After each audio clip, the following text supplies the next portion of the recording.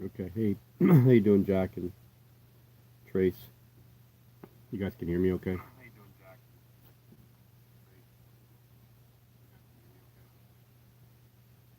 Let this go down. Yeah, goodness. Struggling today.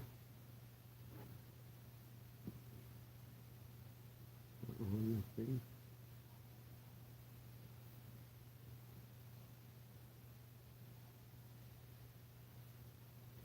Desperately trying to turn this off, but I'm struggling.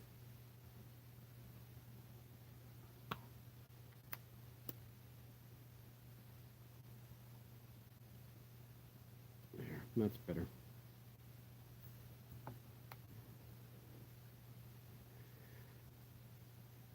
Let's see who's in here. How you doing, Paranormal? Hey, Zena. I'm hooked on these things.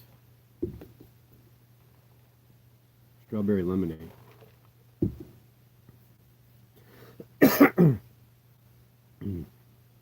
Still trying to fight this cold.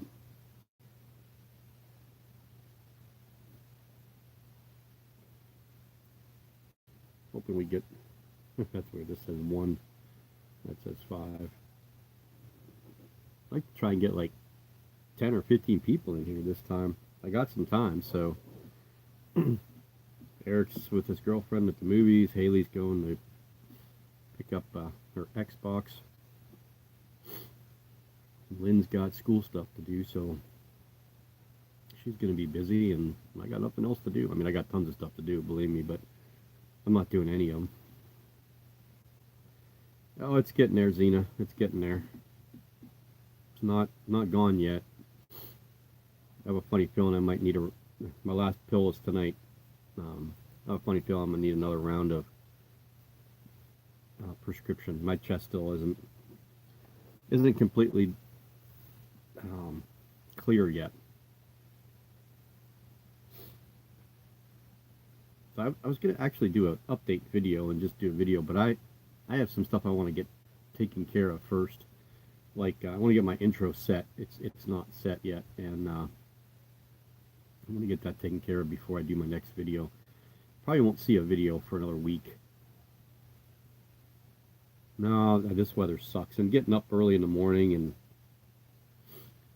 they busted a water pipe just above us, and our whole driveway and walkway is nothing but ice, and it's been cold, real cold. And it's not snowing here. It's just been cold. You know, I mean, it was. I think this morning when I left for work, it was -2, which with the wind chill was like -30.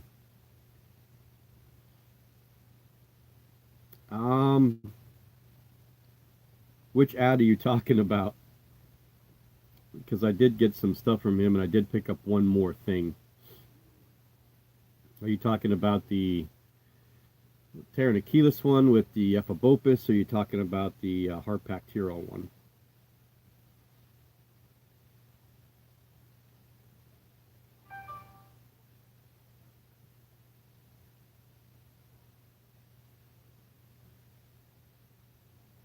Yeah, honestly, Jack, it's been rather warm here too. We're spoiled this year so far. We always get this cold temperature snap right around this time of the year, so it's not anything different for us. But we're way down in snowfall this year. We have less snowfall through November, December, and January than we had in one day, which would have been Christmas of 2018, which we got almost 78 inches of snow in on Christmas Day. It was crazy.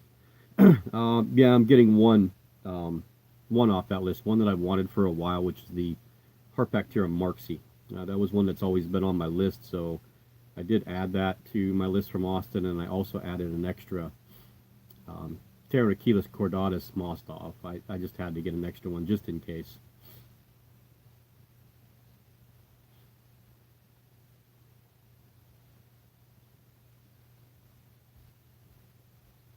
Yeah, that was when I lived down in Lower Pennsylvania, down in York. If they would get an inch of snow, they would close schools because they weren't prepared for it like we are up here. We're used to it with the trucks and salt. They don't carry that stuff down there, but they would get some serious ice storms down there. Serious. I'd rather have the snow than the ice any day.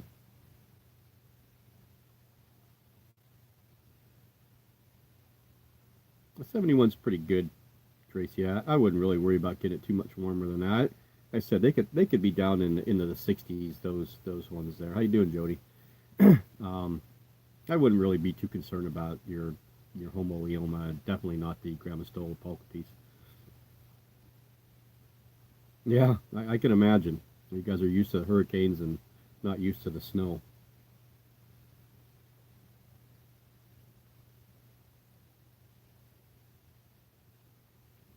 I'm about done really with winter. This about this time is when I really get tired of it, and this is when winter really sets in here in Erie.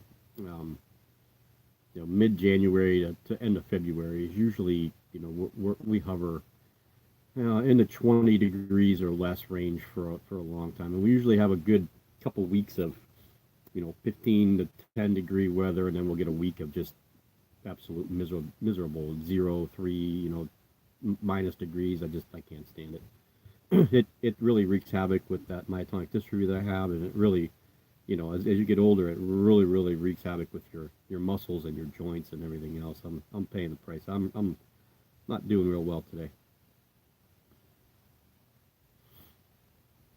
Yeah, a lot of people don't, Zena. It's because a lot of people in the hobby just look at it as a hobby, and when you're thinking about name changes or a species moving from one genus to another, um, like take the Tapinocenius gigas, which was moved from Tapinocenius into Pseudoclamera. So it's because of taxonomy, and the taxonomy of that spider didn't fit into that genus, so it needed to be moved to a different one. And that's kind of where it's at. And I would say 90% of the people that are in the hobby don't think about that. They just they think about their collection, their spiders, and if I have Brachypelma albopilosum, I just want it to stay a Brachypelma albopilosum. It's so much more difficult when you're used to saying it, when you write it down, all your records, your labels, everything, and then when it comes about that it's not going to be Brachypelma albopilosum anymore. You didn't hear that from me. Um, yeah, so it's a tough to change, and who likes change? Nobody likes change. It's much easier that way.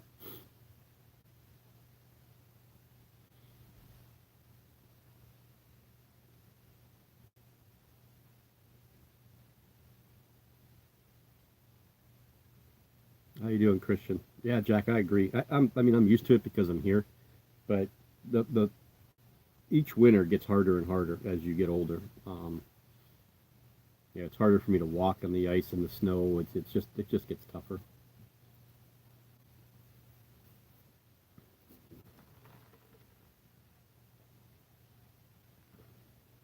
Yeah,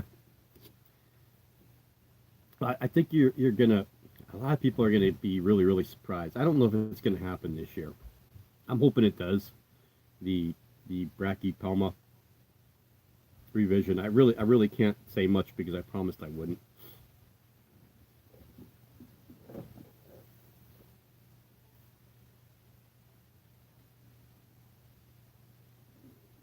Oh yeah, expos are great. I don't know what happened to ours. I figured we would have one here in January, and they didn't. And there's not one scheduled for February, so I don't think they made any money on the last couple. That's they're just too small. I mean, Erie's not a very big place, and I don't know that we could support a monthly expo. Maybe every 3 months we probably could, but with Buffalo and Pittsburgh and Cleveland, all within an hour, hour and a half of us, you get much bigger expos that you can go to, and here it's just kind of tough, so we don't get them very often.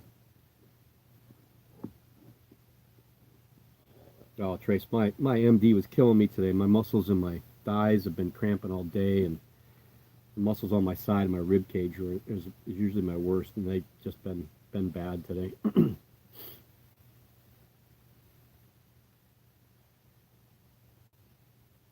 So I added I added a couple things to the stuff that's coming in from Pelt. Um, because my Huahini is a mature male, I wanted to get another one, and I lost my discus a long time ago, so I didn't lose it; it died. But so I added those two. So I'm getting 2 more kilo brackies. There'll be 4 kilo brackies coming in with this, and then 4 OBTs, 2 Pteranachilus marinus mikumi, and then something that they're sending me that I don't know what it is. It's a terrestrial. She said a terrestrial surprise. So I don't know. I put some stuff on my list. We'll find out. Hopefully next week. I'm hoping that stuff will come in. No, I would.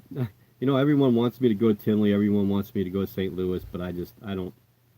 As much as I'd like to see and meet everybody, I have no interest of going to a big show like that. I just don't do well with large crowds. I get frustrated, and then I just get upset, and I get angry and mad, and I won't have any fun. Plus, it's a heck of a drive for me in a car with my back up. It'll be miserable. I just would be miserable. People want me to go to Oaks over on the other side of Pennsylvania, or the Hamburg show. People have been trying to get me to do that for the last year, so I think my brother and I are going to try and make that trek this summer, and make one of those 2 shows this summer. I just kind of decided, Shanny, that the pop. I just got done watching your latest video too. That was pretty cool. I like little Graham Stoll poultries. They're real cute when they're that little small, and they're just like pinkish the whole time. And you can never go wrong with Ceratojaris or Ceratogyris, whatever. That's one of those genus names that you just don't know exactly how to pronounce, because I hear it pronounced a couple different ways. I always say Ceratojaris or Ceratogyrus. Other people are saying Ceratogyris, so who knows?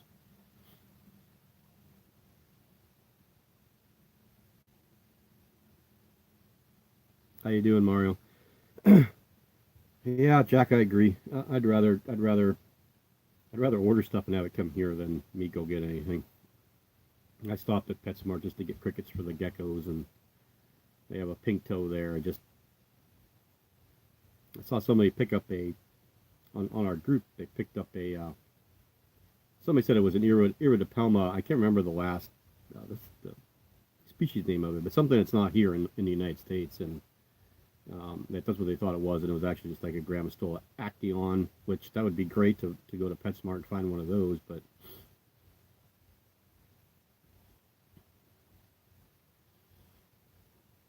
yeah, Jody, you wouldn't believe how many people are begging me to go to the Tinley show.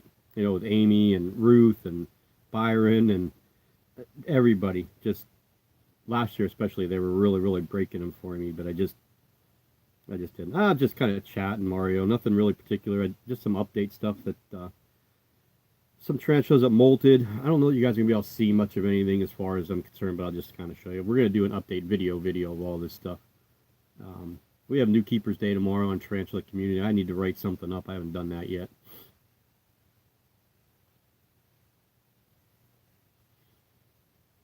Yeah, Latin, Greek, and a lot of Afrikaans is in a lot of the names too. People don't realize that, and there's some other different languages that are mixed in. But mostly, you'd be surprised that most of them are actually Greek, but they say Greek is a derivative of Latin anyway, so everyone just says Latin. But a lot of things like Poecilotheria, that's basically a Greek name. It's not Latin. It comes from Greek wording or phrasing. Reptiles only three. I have three leopard geckos. That's all I have right now. I possibly getting a ball python. It's just a matter of I really want to get it, and I really want it here, but I have to reduce what I have, and I have to make sure that I'm going to have room for it to grow. And I really don't right now. I just don't think I have that. I don't think I could do justice for it, and I don't want to get something just because I want something really really bad. I just don't want it. I don't want to do it. And it's not going to cost me anything, just a partial shipping fees. But I just hate to bring it here. I'm trying to figure out if I can put it at my mom's and dad's. If I can do that, then I'm going to have it sent to me, and then I'll just go over there. It'll give me an excuse to go hang out with them once a week so I can go feed the snake and clean and do that stuff. But maybe that'll be my in. Say, hey, Mom, if I put this here, I'll be able to come and visit you a little bit more often. Well, the crab's doing okay so far.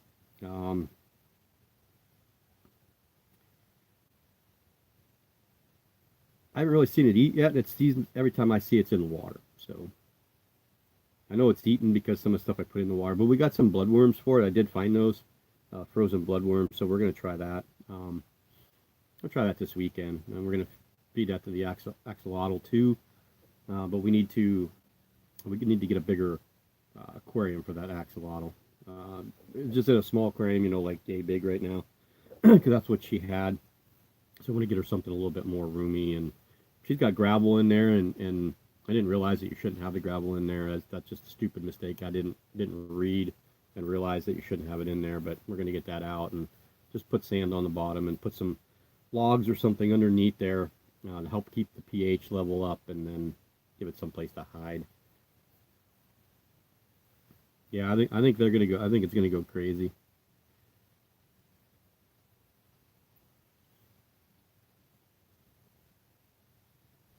Yeah, tarantulas are easy to take care of. I mean, you can have way more of them than you can have snakes. That's a no brainer. You don't have to put roaches in your freezer either. Guys, that's one of my big things is just keeping frozen rats or mice or whatever in the freezer and then thawing them out to feed them. It just doesn't really sound appealing to me. That's what she's feeding now is night crawlers. That axolotl loves the night crawlers. So we had a bunch of stuff molt over the last week. I have a handful of them down here. This is the crazy one. This one just keeps molting and molting, and it doesn't seem to be getting much bigger. I don't know if you can tell. There's the molt and the spiders right there. I would open this up, but I guarantee it's gonna fly. This is the Iridopalma hirstum, the rib tree spider, Amazon rib tree spider, right? This was a gift from Amy on their breeding. She didn't have many because she had a split sack, and there's only a handful of them. And I'd asked her if she wanted to sell one because I wanted one and my brother wanted one, and she said they had already got rid of them, and it just came in the mail. She surprised me with it, so it's kind of cool. If you guys follow me on Instagram or on, of course, the group, Tarantula Community Group, my Cereopagabus haughty molted female. That was also a gift from Amy. She bought that for me in Tinley when she was down there last year. I had sent her some stuff. She wanted to get something for me, and that was one of the things that I was looking for was one of those, and she bought me a little sling, and it's a female now. So I asked her, since it molted and it's female, I asked her yesterday if she would name it. So she named it Sarah. So that's the name of the Ceratojaurus, or yeah, the Cereopagapus haughty is Sarah.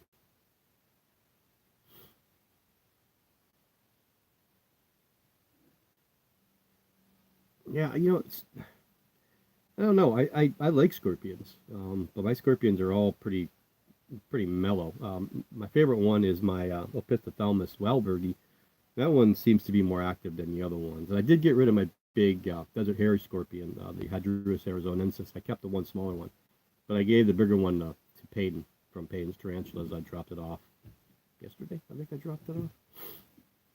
I think it was yesterday.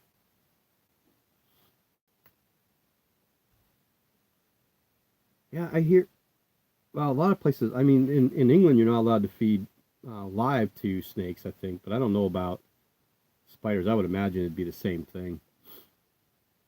I always wonder what the reasoning was for that. Why you couldn't feed, a live mouse to a snake or to to a spider or whatever it may be in some of the places over there in Europe. I mean, we can do it here. But there's a lot of stupid things that we can't do here that you guys do there. So, yeah, I think eventually that's what we'll end up with, Shanny. But it's still small right now, and she doesn't have the room for a 20-gallon in there. So, right now, I think a 5-gallon is going to be perfectly fine for that one for a little while anyway, at least a year. I don't see mine much, Christian. I see it every morning, and then when I try to get it down off the shelf because it's back up there somewhere. I try to get it off the shelf now that it's molted. I want to see what it looks like and get a picture, but it takes right back off down into its burrow. So that'll get a nice, it'll get a nice Exoterra or something eventually, because it is a arboreal. As they get older, they more arboreal tendencies than they are when they're smaller. So hopefully we'll be able to set it up in something that we'll get some nice pictures of it. Yeah, it's not a good ending for the mouse. I don't like it either. I don't like live feeding of vertebrates at all. I mean, I understand why it needs to be done sometimes, but people that do it just to get a rise out of people, I don't know. I just don't get it. Oh, so no sand? Yeah, it's under 5 inches. I would say it's probably about 3.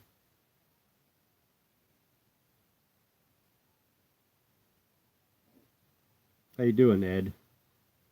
Ed's been a long time subscriber. I think he missed the last one, and he's actually happy. Oh, you're happy to make it here this time. I'm glad you joined in.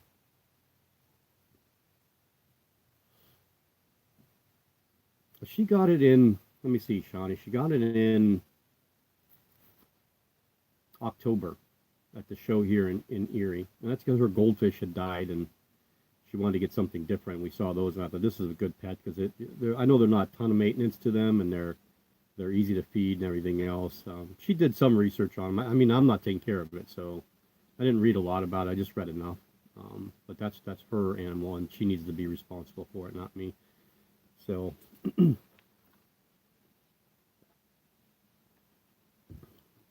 here's another one that molted. You can see him right here. This guy will be going away. This is a boy. Semmelpaeus cambridgei. Confirmed with the molt. Definitely a boy. I knew that ventrally. It was pretty easy to tell. There was not any mistaking. But he molted, I don't know, 3 or 4 days ago, so we'll be feeding him soon.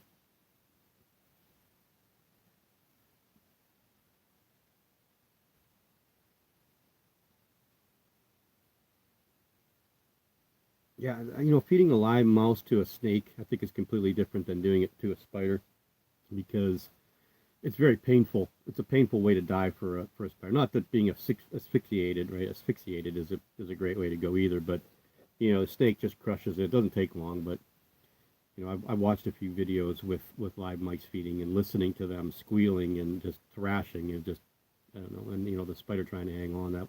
That popular one on YouTube with the Acanthoscurria geniculata, that's probably the most popular one that you find if you look up, tarantula and mouse feeding. That's probably the one you'll see. It's I guess that's albino, Shannon. It's like a pinkish, whitish pinkish. I'll try to get a video of it when I do the video that you asked for. I just don't want to get hammered because the enclosure is too small. That's you always worry about putting stuff out like that on YouTube when you don't have the exact right setup. Sometimes you get nailed for it, but again, it's not my animal, so she is in the process of cleaning her room so that she can put something bigger in there for that one.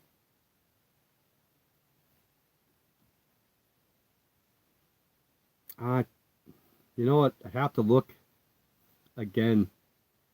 I haven't looked at it in a while, but I really want to say that the eyes are dark. But they could be pink. I'm not really positive. It's hard for me to make my way into her bedroom because she's a teenage girl to get to the point where it's kept. So she's got that, and she's got her 3 rats and then her Russian tortoise in there. So they're all on the far part of the wall. It's like walking through a landmine in there with clothes and towels and makeup and all that stuff that she has. She's got a little bedroom. It's not very big, so.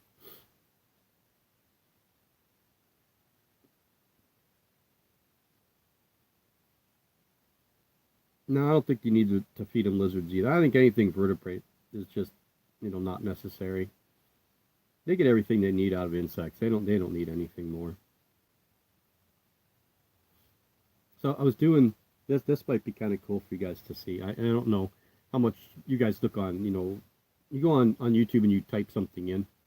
Um, I typed in Pteronachilus marinus Mozambique and Pteronachilus marinus Kigoma, and nothing came up. So there's no videos on those two, and I have two of the Mozambiques and two of the Kigoma.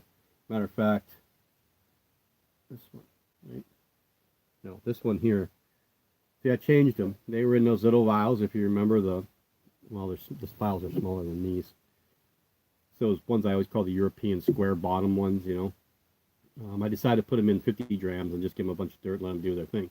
This one here is in pre-molt, and this one here, it's funny because since it molted every morning, I see its little dark feet hanging out of, I know you guys got a glare there, but hanging out of a little burrow that it made right underneath that plant. So I don't know how much footage I'm going to get of these guys, but it's kind of nice knowing that, when I do, they'll be the first ones on. And some of the stuff I have coming in will also be, there's no videos on some of these other ones like Pteronachilus marinus, Makumis, the Zimbabwe's, and the Loplalas. There's no videos of those at all, so it'd be kind of cool to. At least I don't think there was a Loplala. I don't remember looking it up, but oh, like he needs more of my views. So I what I do when I do this is I generally put on YouTube, and I'll put on one of my friends' videos, and then I just let it play. And apparently we're stuck on the dark end, so he's getting a bunch of views from me that he probably doesn't even need. Let's just go to somebody's channel here. Let's see who we got. Well, we'll give Witten some views. I do this a lot, where if I'm busy doing something, I'll just mute the TV, put it on somebody's channels, and just let it play. It gives them views, especially if they're monetized, because the ads will play. So I try to help out when I can.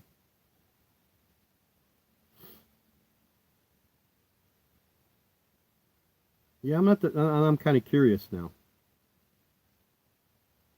Oh, set up for it's no different than you would for an E. marinus. Deep substrate.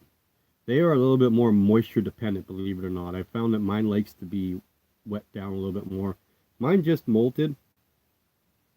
I'd bring it down, but he's buried underneath everything else. But if you just, here's another transfer that molted. I'll show you guys this one too when we get a second. If you imagine this shanty, I have, the longer one, a little bit higher, and it's filled like all the way up to this point with substrate, and then a little bit lower in the middle, and then again a little bit deeper on this side, and it burrowed down the corner, and it burrowed down this way, and now it's burrowed down this way. And it just molted not too long ago, and I threw the molt out, and it's ripped up, so I don't know. I eventually sexed that one as a male, but I thought for sure it would mature, and it's not. So I still have maybe a possibility that's a female. I don't know.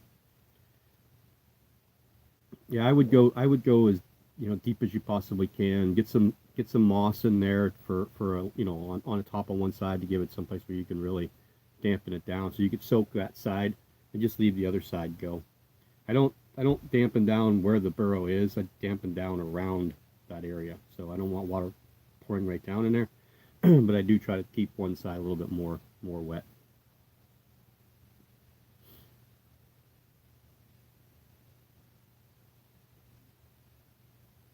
Yeah, a lot of people used to say that they do that with my videos, Jack. They would put them on and listen. When I was doing informational videos or talk videos or whatever, people like that, where they can, you could do other things, or you could even listen to me in the car or whatever it is. That's what I like about the podcasts, is that you could listen to them anytime, anywhere. And I think it's a lot of fun for me to do. Matter of fact, I have one I might even do tonight after I get done with this, depending on how far we are. I have a couple collab videos with some people. I just have some feelers out, waiting for them to respond back. One of them I think will be really cool if the person wants to do it with me, and we've been trying to do something for the last couple of years, so hopefully we can get together on that. I think it'll be really cool. It'll be cool for my channel especially, because he's a much bigger channel than I am. See, I missed something here.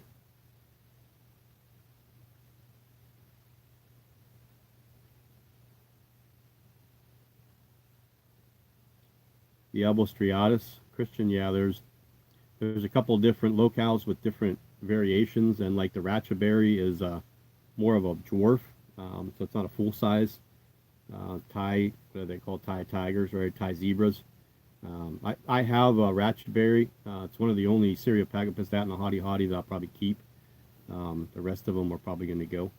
Well, there's only a couple of them here, two other ones here, I think. But yeah, um, yeah, there are different locales, and there are slight different variations in colorations and size. Yeah, mine's the same way, Christian. Every now and then I'll get lucky and it'll be sitting up top. If I, saturate the web, it'll come up and drink. I get some pictures that way, but I haven't got. I put a picture on Instagram today of it coming up and just grabbing a dubia roach, so it's sitting right there with the dubia roach in its fangs. But that's about as. If I get that much, I'm happy.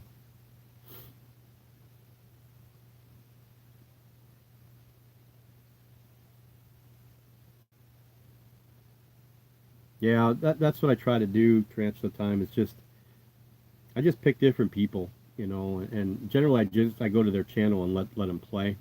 But here, when I click on one, it'll just go to whatever's next, so I won't even know whose video comes up next. But Winton's on right now with his orb weaver. I love that little kid. He's such a good kid. It's a lot of fun. Him and his dad are just, the relationship that they have is huge, and it shows in the videos and him talking. But he's a good kid.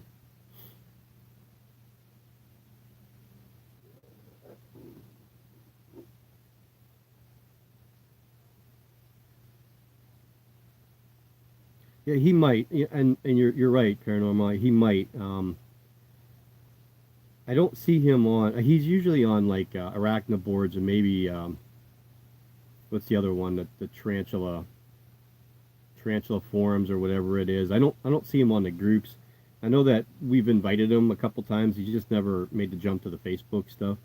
I do have a message through someone else to him to see if he can send me pictures of these different species, so I can, really, really look at them and study them a little bit, because I really want to be able to help here in the States, be able to identify these a little bit better. And it's something that I want to work on over the course of the next handful of years. So I've been trying to get a hold of him. Yeah, everything's going great, transfer time. I'm getting over my cold. I'm almost there, so everything's doing better. We got crappy cold weather, but oh, Xena, there's a million of them. You can't watch them all. I have a select handful that I watch religiously, and then I'll just play some other ones. In fact, I was watching your last feeding video just before I was getting set up here. I was actually talking to Jody through Messenger and watching your video and setting up everything here at the same time. What YouTuber do I never miss an episode? I don't miss anything that Andy does from Andrew's Exotics. He's probably my best friend on YouTube, or in the hobby itself. I can talk to him about anything, and we're like so parallel to each other. So I definitely don't miss anything that he does. Um, I generally watch everything that Spidey V does, because he's another one that's a really close friend of mine. Adam, of course, I don't miss much from him. Gar's been putting out a lot of stuff, so I've missed a lot of his stuff lately on Predator Prey Online. But I believe it or not, I don't watch all the Tom Moran stuff. I miss a lot of it, and there's some things that I may not have that species, so I'm not really interested in it, so I won't watch like some of his species spotlights. I did watch his last one on the Stichoplasteris asterix, because I have the Stichoplasteris species Nicaragua here, so I want to see how parallel, or how mine is somewhat similar to his as far as demeanor and stuff. But yeah, so those are probably the most ones that I don't miss. What's my favorite true spider? Oh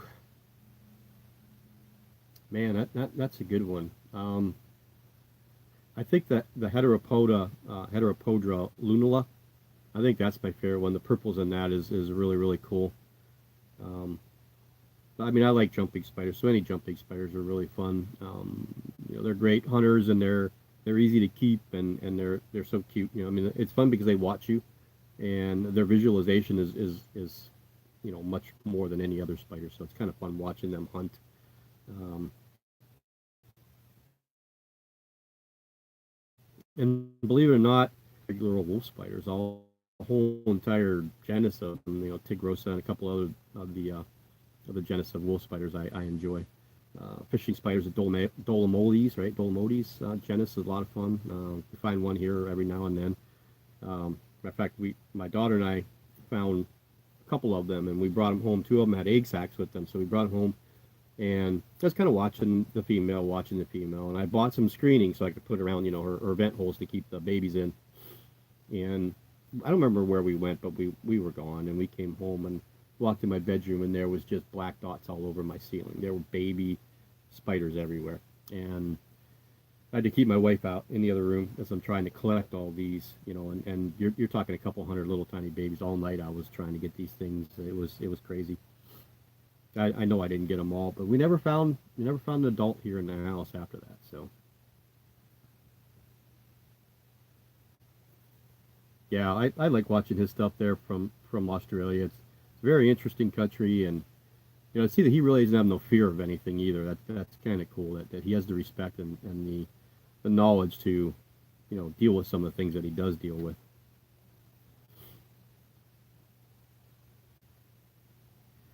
I'm gonna be honest with you, Christian. I just don't think that golden orb weavers or any orb weavers should be kept as pets inside out. They just don't do well, and they need to be fed quite frequently, and they need the room, especially the big ones. They need huge rooms. I've seen people that put them in like glass panes, like a window pane enclosure, so it's very very narrow, but very very long and very very tall, and they just make the web. But they hunt, with that. They're used to the air moving, and they hunt by vibration, of course, too. And the amount of work that true spiders are versus tarantulas is much different because true spiders need to be watered more. They need to be fed more. You need to be on top of your game with those. If you're not, they're going to die. They die real quick. Tarantulas are much more forgiving. I think that's why you see more people keep them. The people that keep true spiders don't keep a lot of tarantulas because the work involved in true spiders is much greater. I think the reward is better. I think true spiders are much cooler than tarantulas are, but just a matter of keeping up with them is a lot of work.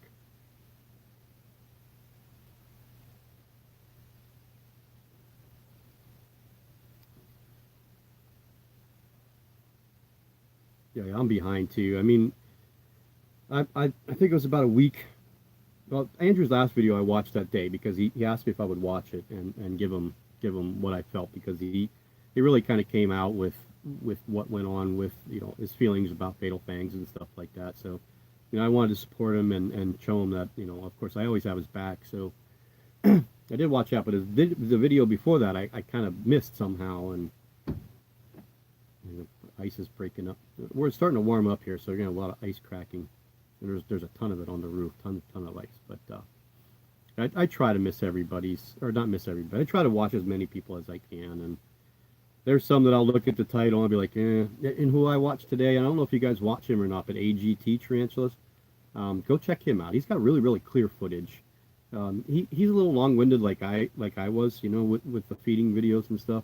But he's got good footage. He very very clear, and he's got some pretty good videos. So go check him out. I don't think you'll be disappointed if you go watch him. AGT Tarantulas.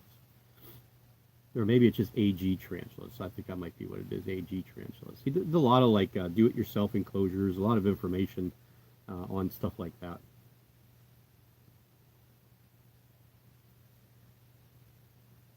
Borderline, definitely, Tracy. Borderline.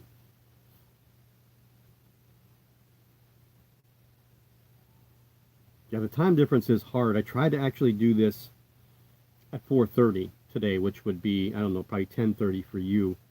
Um, I think you guys are about 6 hours roughly behind us or ahead of us or whatever it is. Yeah, ahead of us. So I tried to do it 4:30. I just couldn't do it. I had to wait for Eric to get off the game. He was going to the movies, and then my wife and daughter to get back because she's leaving, and it was just her and I. So it's just they need to go do something. She's just going to grab something to eat, bring it home, and that's why we got Wendy's. But strawberry lemonade.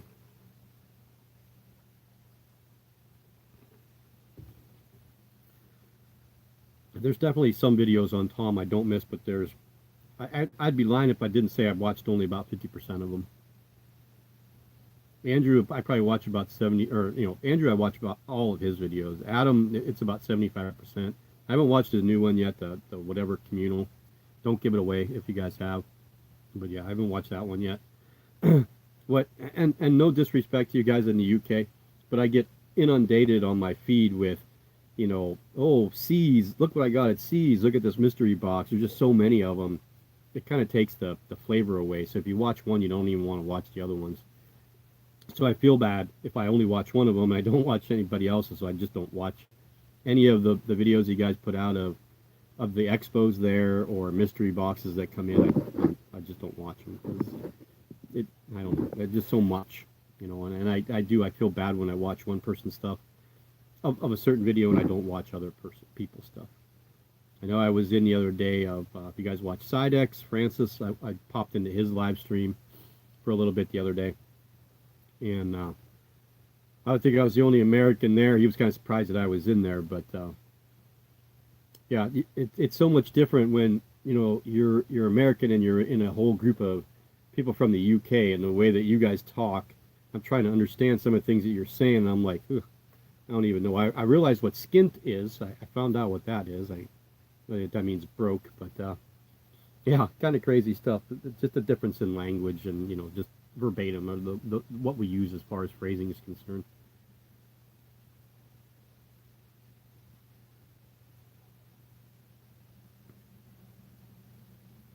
Now, I don't care when you have me on, Shani. As long as someone's watching my stuff, I'm perfectly happy. You can watch it in the middle of the night, watch it in the bathroom, watch it wherever. I just appreciate a lot of you guys that are religiously watching my stuff and commenting and it's nice. And I know that people have told me before that a lot of people watch my stuff because I'm so approachable. They could send me a message. I've never turned anybody down. I have had a little discussion with somebody on YouTube on commenting on my Brachypelma and Mori video. Xena, you know exactly what I'm talking about. Just drives me crazy when people are trying to prove me wrong, and I've gone as far as I possibly could to the actual person that wrote the paper to make sure that I knew what I was talking about with the two differences between Smithy and Mori and how they're not the same. And I still get people arguing with me about it. And this woman told me to stop researching 1997 stuff and start doing 2019 research and being an old coot. So apparently that's going to be my new thing. I'm an old coot. So once I get the new merchandise and logo and stuff done, we'll have to do a t-shirt that says old coot on it. Yeah, Andrew's a good guy. I remember the first time, because he's got such a good voice, and it's a very clear, and I call a radio voice, because it's just so smooth and you can understand everything he's saying. Yes, he's from Denmark, right? So some of the things that he says is a little bit different than what we do, but I remember encouraging him to get on in front of the camera. And it was when we did Fatal Fangs. And that was the first time I ever got in front of the camera, was during Fatal Fangs. And then I tagged Andrew, and I said, if I did it, you have to do it. And he did it. And I'm so happy because he's grown such a long ways from that point. And, he's just a great guy. Just absolutely wonderful person to talk to. I mean, he's like me. He gets upset about the same things. The passion that he has for things is the same exact way that the passion I have for things. And, his keeping style and things that he likes are very, very similar to me. That's kind of why we're so parallel to each other. Oh, no, they weren't jumpers. They were baby fishing spiders, the Dolomotes. They were everywhere transfer time. They were everywhere. I mean, there were spots on the ceiling that were so dark because there were so many of them in one little circle. I was finding them on the walls. They were just everywhere. So the next female that had the egg sac, I wrapped completely in window screening, and all the babies stayed in there. And I just took them down to the creek and let them all go because that's where we found them, just down the road here. I didn't want to keep them here. I let them all go.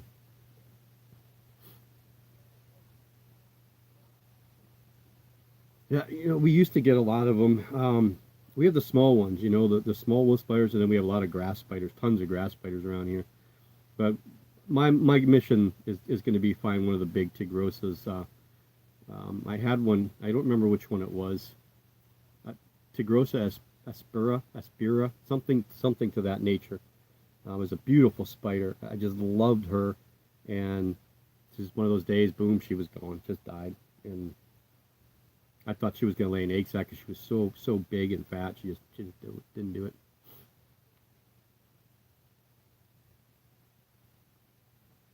Yeah, I'm not a huge fan of the huntsman spiders, but the Heteropodia lunalua, or whatever it is.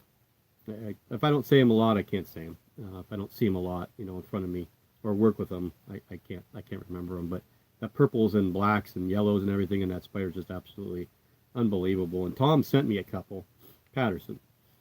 He sent me a couple freebies, and you know he warned me in the private message. He said, "Don't get discouraged if they die." So they're very hard to raise. They were just tiny, little tiny. And there were three of them. The first one didn't even make it to the first molt. Second one molted twice and died, and the third one molted like 4 times. Started just to get a little bit of size to it, and then I found it curled up. So I was kind of disappointed. I really wanted to get one of those to an adult size because those are really cool to do on stuff like this, YouTube, and take pictures of. I would have been fascinated taking pictures of that. I like the David Bowies, but they're just like kind of fuzzy ones. I like the colorful ones a bit more. You know, there's wolf spiders everywhere. Yeah, they're everywhere. Some species and some genus are just a different, or genera are just different from different places, but they're pretty much everywhere. I think it's probably that genera of spider, the wolf spider in general, is probably the most. I don't know. There's tons of grass spiders, but you know, I mean, you know, they're everywhere. You find them just about anywhere. Probably go on the ocean to an island or on a boat in the ocean, you'll probably find wolf spiders.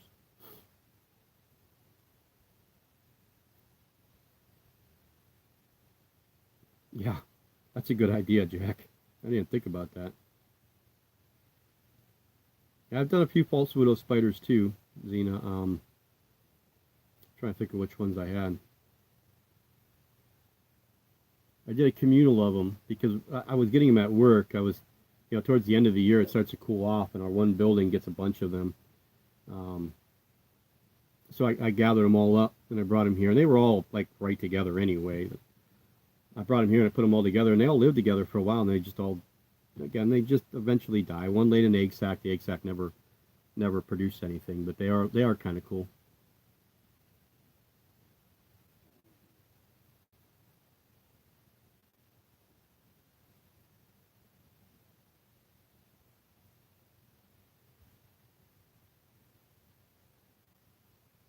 And you know what? I've never actually had a conversation with someone from Australia before.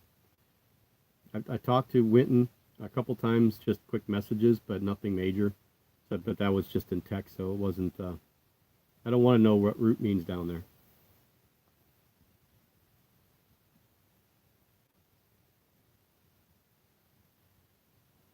Yeah, I've seen some of Bason's work.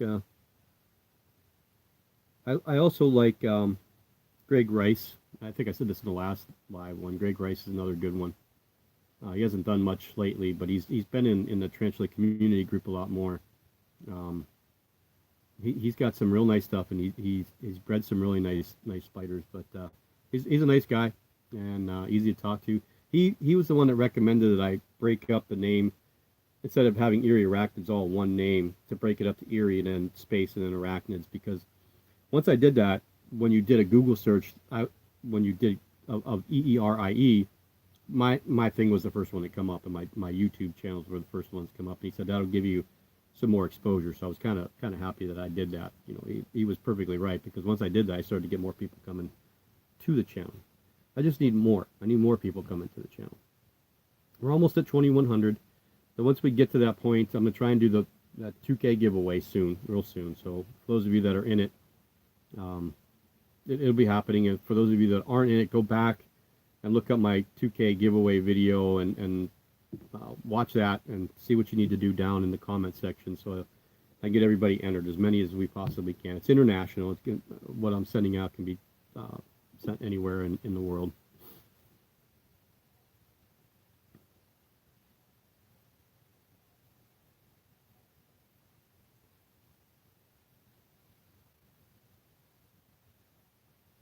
I think you're going to end up with just a stromatopelmae soon, without in the heterosclerotica. That's my belief, but again, that's just some things that I hear. I mean, you'd be surprised in the position that I'm in at Tarantula Community. Some of the things that I hear that I can't talk about. Um, it's kind of interesting. I mean, we kind of knew about the Papanikinia pseudoclimaris thing um, relatively quickly before it happened, but I mean, within a couple of weeks, we had an idea of what was going on. We just didn't know when it was going to happen. And there's some, like I said, there's some big things coming up with faunopelmas in Central America and brachypelma, but I can't talk about them.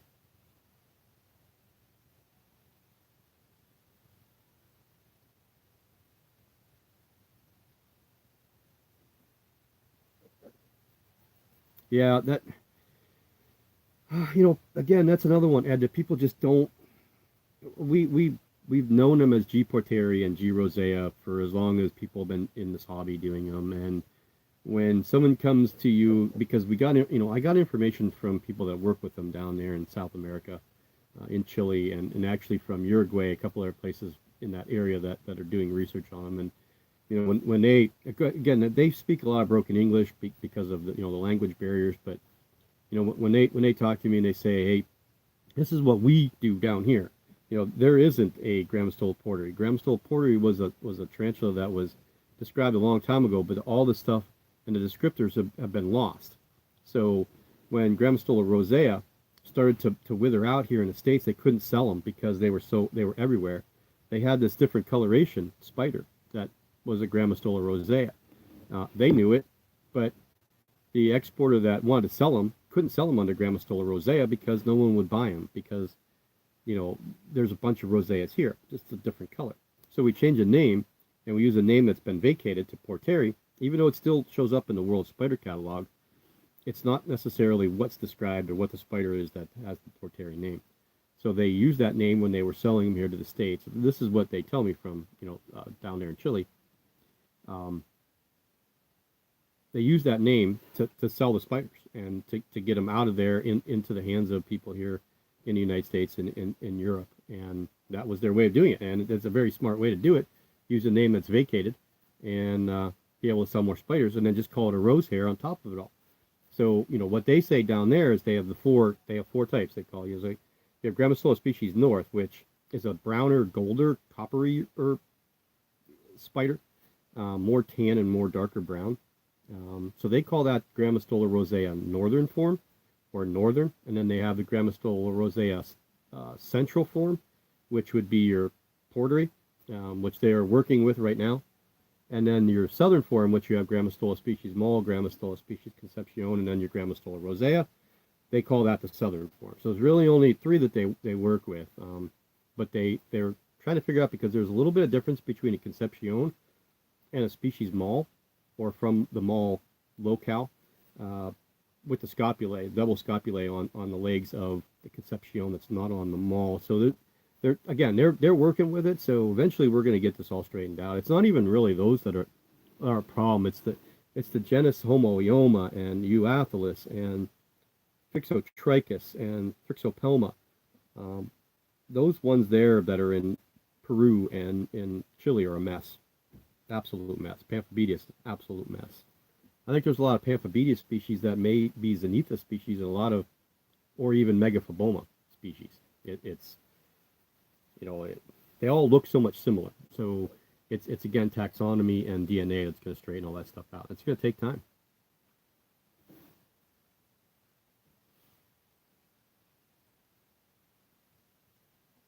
I don't mind having little jumpers in my house. I mean, I would be fine with them. My wife just, would say, Dave, there's a spider out here. Or I'll get that. Is this one of yours? There's a spider out here. Is this one of yours? No, but it's going to be one of mine as soon as I catch it. That's what I always say. I've debated trapdoors a couple times. I actually almost picked one up from Pulp Friction, but there's so many other things I want to do, and I don't want to dabble in things that just to do it.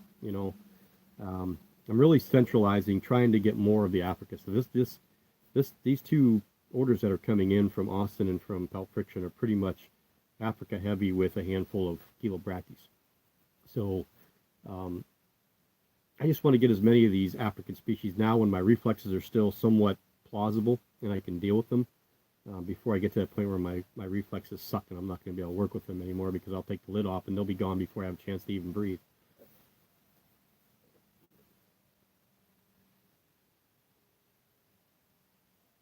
Hey Jay, how are you? Good to see you here. Yeah, it's funny because the Idiothelomira, and again, when I think trapdoor spider, you have that dirt that looks like it's just flat, and you can't even see the seam really. And a spider pops up, and that flap comes up, and it stays open. Spider grabs its stuff, comes down, the flap goes back. That to me is the trapdoor spider. Idiothelomira has trapdoor spider tendencies, where they build a webbed dirt mound over top of them, and they slide out of it in and out. I don't. I mean, there is a sometimes there is a door. Neither one of mine have a door, per se, so you can't like open it up and look at them. But I have seen them where they're that way. And another species that's like that, and people don't realize it, is the Pteronachilus lugardi. Lugardis will build a trapdoor. So if you set them up properly, mine has one. I just can't ever get it to come out. I've tried, but it just doesn't want to come out of there. It's pretty set in where it's at. So if you want another one, and you like the Miras, go get yourself a Pteronachilus lugardi. Um, Set it up with some deep substrate and give it a little bit of structure around where you want it to build. So, pieces of wood or whatever, some little tiny twigs or logs or whatever, and start a burrow there. And it'll incorporate that burrow, and it'll burrow over or they'll cover over top of it, and will make a small trapdoor. The ones you watch on YouTube, you'll see, and there's Petco again. He's like everywhere. Um, the ones you see on YouTube, you'll see that are all webbed up. Like Exotic Slayers, his is all webbed up. There's not a lot of dirt in there, so it built its web funnel to live in. So if you want to see them, that's what you need to do. If you want them to live right, prosper, you need to give them what they need to. Let me just go to somebody's channel. See who wants some.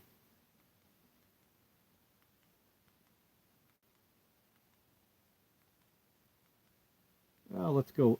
How about Al? Al's Arachnid's a good guy. Let's just throw his first video on and let it roll. I think Al's another UK guy. Nice guy though.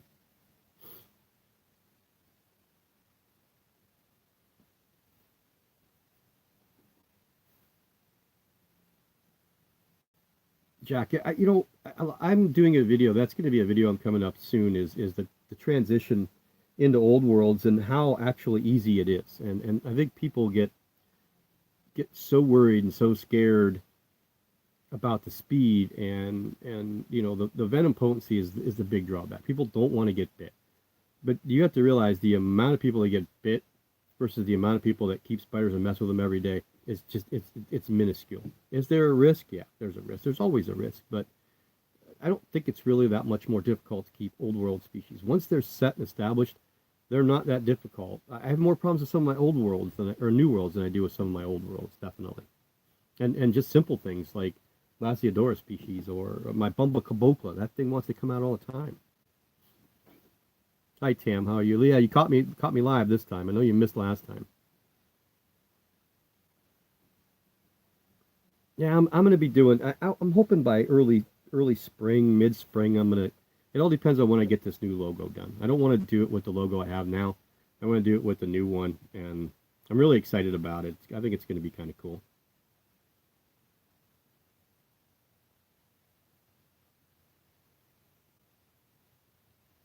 Yeah, again, I've contemplated trapdoors a couple times and just never did it.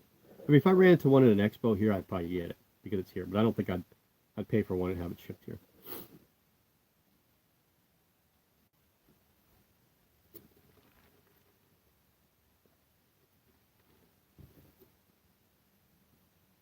And it's the same thing with pink toes.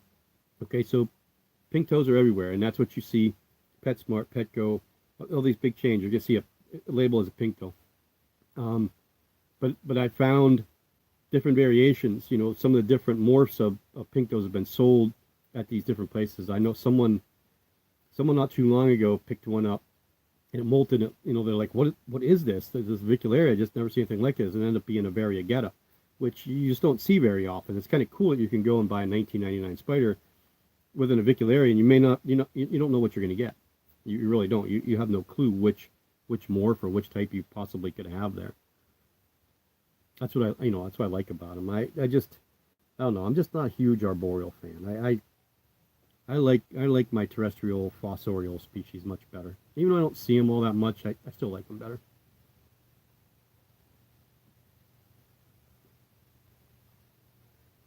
Yes, that's what I believe mine is, Jay, is a Cereopagabus paganus, the one that I got. um, the problem is that most people are saying that the paganus and the Von Worthy are probably the same spider, just from a different locale, which in turn can go right to possibly the form of the albostriatus. But I think the paganus and the Von Worthy aren't as stripy on the legs, and those striations are much different. But if you look at a picture of paganus and a Von Worthy without the labels next to them, and you put them next to each other, I'll be shocked if anybody can tell me a difference, just an everyday person. And even maybe a taxonomist wouldn't be able to tell a difference in a picture of which one's which. I believe mine is paganus, but I label mine as paganus slash Von Worthy, just so I'm not going to breed. Matter of fact, it's going to go to a friend of mine, and he's just going to keep her as a pet. So I'm not gonna breed her at all. You just don't know. How you doing, Arachnid King? Oh, just about everything, Tam. Whatever I can talk about. Here, I'll show you guys another spider molded. Maybe you guys. Oh no, this one's so crazy. I've been waiting for this one for a while to mold. This. Can you see? Oh, I don't have my lights over here. Yeah, I do.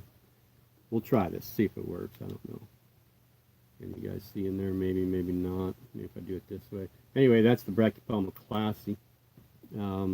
This one I named Thaisa a long time ago. And if anybody could tell me why I named it Thaisa, I'll be surprised.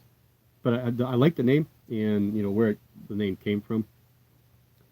It was a. You guys got to figure it out. Let's put it that way. You guys figure it out. I do believe this one's a female. The molt was it was unstretchable. Really, the way it was twisted and tangled, I couldn't get it out enough to be sure. But Brachypelmas are real tough to molt sex at a very small age if you don't have a really super good microscope.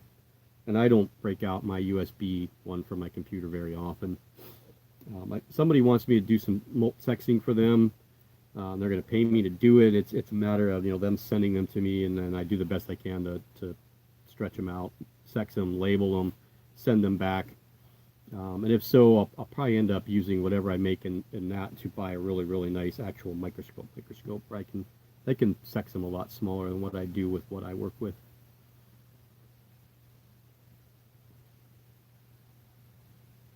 Yeah, vacant names. It is true. If a name is vacated but still labeled, it's real easy just to say, okay, well, I have one of these. We're just going to call it this because, look, there's tons of Von Worthies in the hobby. Let's throw this Paganus name in there and sell some more of these. And they're like, well, I don't have a Paganus, so I have to have one. And they bring it home and they look at it, it's like, well, it's exactly like this one I have right here, and this one says Von Worthy. What do I have? Sand spider I have no interest in getting, none whatsoever. Just never saw the draw of it. I know it's because they're so venomous and deadly that people have that urge. It's not something for me. I'd like to have a black widow. I really would, because I just think they're just such beautiful spiders. But that's probably the extent of it. I know a lot of people keep the brown recluse spiders and the Phoenutria genus, which is like the wandering spiders. Just not a big fan of doing that. I just, black widow would probably be the extent of my super venomous ones. Yeah, look into Lugardis, Christian. I think you'll like them. They're tannish Pteronachilus, so they have the Pteronachilus look, but they're a little bit more tannish, and they get a decent size, a good 5-inch, nice bulky Pteronachilus, good spiders.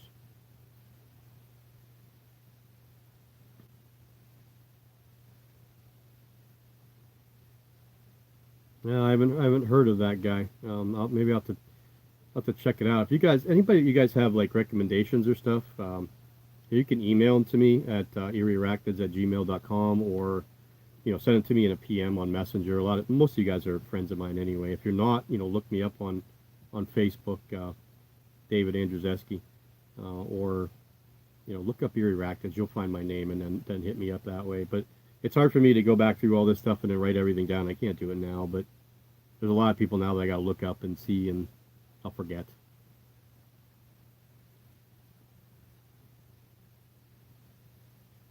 I have two of the mirrors and one Lugardis. I want to get another Lugardi. I think my plan is to have at least two of each of the the African species that I want to keep. At least two of each of them. Some of them I want to have three that I want to work with a little bit more. Like the Tetes, I fell in love with those, so I have three of those. I think that's the only one that I actually have three. And then of course I have the three OBTs coming, but that's for a different purpose. It's not really for breeding purposes. It's more for experimental purposes. But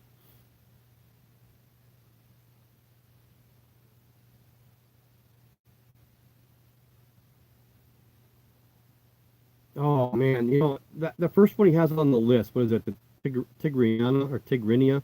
That one sounds really really cool. Um, One that you would like would be like the Harpactirella ovajeki. Those ones are really cool. That's not on his list. He sent that to me. There's another Harpactir that he has a adult female and a sub-adult male. What the heck's going on there? That was weird. I'll see you later, Shani. Yeah, Austin's killing me. I told him that. I said, you gotta stop sending me lists because I have what I got right now is just too much already. Between them and Palp coming in, and I know that his stuff won't be here till March, so odds are I'll probably end up doing a few things in the end. And I mean, add another Chordatus today, and then the Harpactira marxi as well. Um, but you have to, if you didn't order the Chordatus Mozdovs paranormal, I'd be my favorite spider that I would own.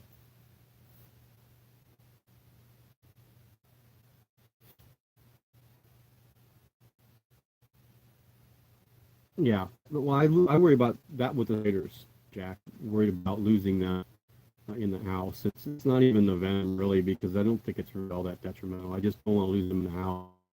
My wife will just flip. I mean, I agree, man. I got to keep them, can get out. And I've had a couple around on my bed, and I dropped the Chromatus a couple of years ago. The male that I had, I grabbed the top lid and it wasn't latched, and the bottom just fell out. And there's the enclosure on the ground with the spider there in shock because it just fell like 3 feet. And it's like, oh, it's staying still. Just stay still. And when I went to grab it in the catch cup, I bumped something, so the cup didn't go over it right, and it went underneath my nightstand. Took me a little while to get it, but I finally did get him. He was not happy getting that catch cup, let me tell you. He had some freedom.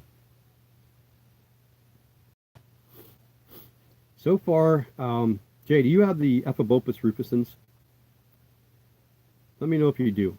I found that those are the craziest out of the ones that I have so far. I mean, I have one of each. I have the Udaman, I have one of those, I have one of the Marinus, two of the rufescens, and one of the Cyanognathus. But I've not had any problem with the Cyanognathus. It doesn't ever try to give it away. Neither has my Marinus. It's just a little jumpy, I mean, if you guys watch that video of it jumping in and jumping back out, that feeding video. But the rufescens are crazy. I mean, they're crazy, super fast crazy. I mean, one of the fastest spiders I have, and I really want to change the enclosure of the bigger one I have. She's in the mini football helmet display case, but I want to put her in something a little bit taller because I want to give her the ability to climb, because they will. The rufescens do have arboreal tendency, so I'd like to see if I can get that one to act that way. But I need to get the right enclosure for it. It's got to be big enough and tall enough, so I can give it dirt to burrow in if it doesn't want to climb it, and give it something high enough that it can't climb. And then when I leave the lid off, it doesn't just fly right out.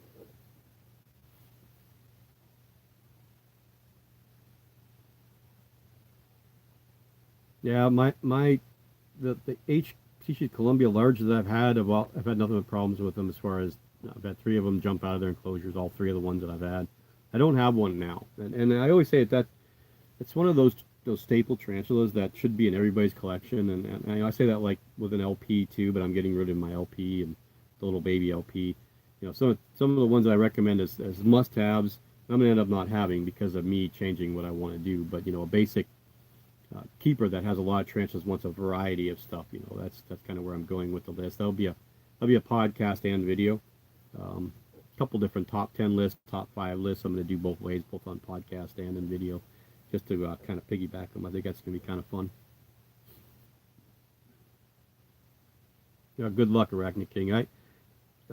We've had a few good Sturmy breedings here in the States. I think 2 or 3, and then Guard just had one over there in the UK. Hopefully his works out. But yeah, I wish everybody luck who's breeding them with a purpose. I always say breeding with a purpose. I always get upset with people just, they come in the hobby, they're in the hobby for a couple months, and they're like, oh, I got this pair of this, and I'm going to breed them. And I mean, they don't know anything about them. They have no way to outlet the slings. They don't realize that, Brachypelma albiplosum could have 500 to 800 little babies. They just want to breed them just to say they did it. And then they have all these little babies, and what happens with them? You just don't know what people do. I've seen people take them and say, well, I'm going to freeze half the egg sac and because I'm not going to be able to get rid of them. Well, then why breed them? Why breed them if you can't get rid of them? Now, Sturmy and Blondie, you're going to have no problem getting rid of, but you know what I'm talking about. Just your everyday basic spiders are hard to get rid of. OBTs are not the easiest things in the world to get rid of. I mean, people love them, but everyone's breeding them because they're so easy to breed, so they're everywhere.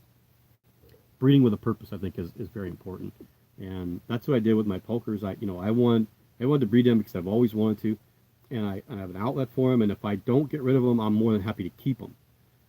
I don't know that I'd be more than happy to keep 500 or 600 Brachypelma albiplosum slings. You know what I mean? I would do it because I could never get rid of them, but I'd be a little worried what I would do with them or where they would go. I need to know where they're going to go. So if I breed stuff that I like, the breeding loan that I did with the Nandu Colorado Velocis, because half of those are going to go away, and there could be 1,000 babies with those. So I could be stuck with like 500 of them. But I have a couple of places that said that they would take, they would take a bulk 100 of them, 3 different places. So I'd have to just find homes for a couple hundred of them, and I think I could do that as far as giveaways and just giving them to people. I think I would be okay with that. I just don't want to do it on my own, where I have hundreds and hundreds and hundreds and hundreds of spiders I got to figure out what to do with, and I can't. I just feel it's just a disservice. But breeding stuff like that is definitely needed. We need more of those species because they're not the easiest to find, and the more we have, the prices can go down, which I think is huge. GBB for beginners, yeah. You know what, Zena, I wouldn't hesitate to recommend them. I know people worry because they're kind of quick. The reason that I recommend GBBs for beginners is because the coloration, they're food driven. It keeps them interested. It keeps the keeper interested, and it keeps you learning because they do move around a lot, and a new keeper needs to be engaged. Okay, so when I recommend a Brachypelma albiplosum, that spider may sit in the corner and not move for months. It may not eat for months, and somebody that's new in the hobby is going to look at that and say, this isn't any fun. And then the spider's never going to get fed, and it's going to get given away or whatever. But if you start them off with something that's a little bit quicker, they're not super quick. It's not like they're super fast. I mean, an albiplosum can be quick too, but having a beautiful coloration spider that changes throughout its life, the coloration changes. It'll eat 99% of the time. They're really easy to keep because you don't have to really spray them. Give them a water dish, keep them dry. I would have no problem really recommending a GBB for that purpose because it'll keep the new keeper engaged and want to stay in the hobby, and you just don't know what that person may be in the hobby later on. I think keeping people engaged in the beginning is very, very important.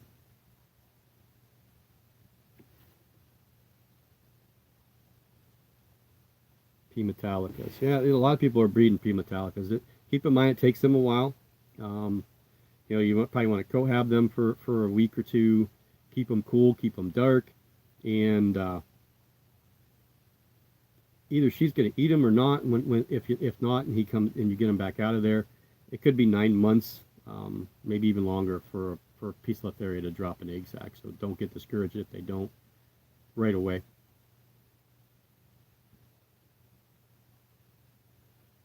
I think they all are, Jay, to be honest with you. I think the Paganis is just Von Worthies. I really do.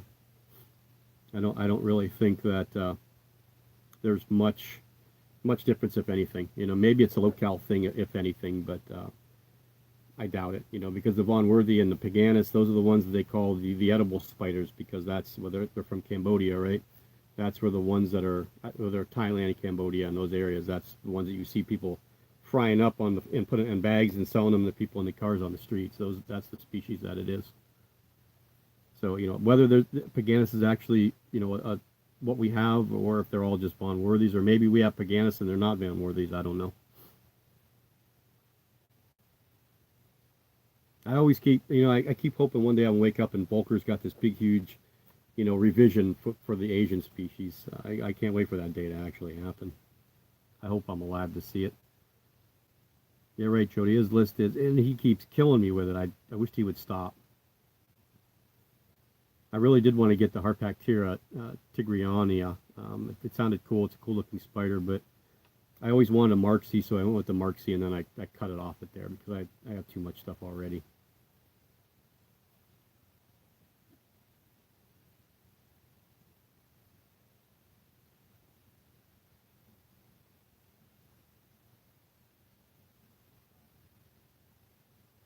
It's popping in and out. I see that. So, if it is popping in and out, Tam, I apologize for that.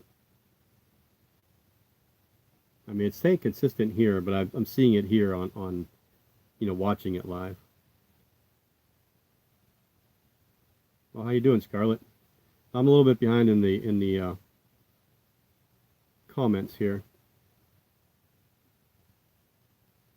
Yes, Jody, that's who it was named after. I loved watching the God, what's the TV series? What was the series now? That's how bad I am as far as remembering that. Because I have the videos. What was she from? That was on how many years now? 8 years, and I can't remember what they are, the name of it. But you know what I'm talking about, Jody, right? So you're gonna have to put it on here because I can't see my videos from here to tell you what it is. I'm gonna kill myself. No, I'm not gonna kill myself. I'm gonna kick myself in the ass when I think of what it is. That TV series. But yeah, I like her, and I like her sister Vera a lot. I think they're great actresses, and I love Bates Motel, and I've watched pretty much everything that Vera's in. I just like her as an actress.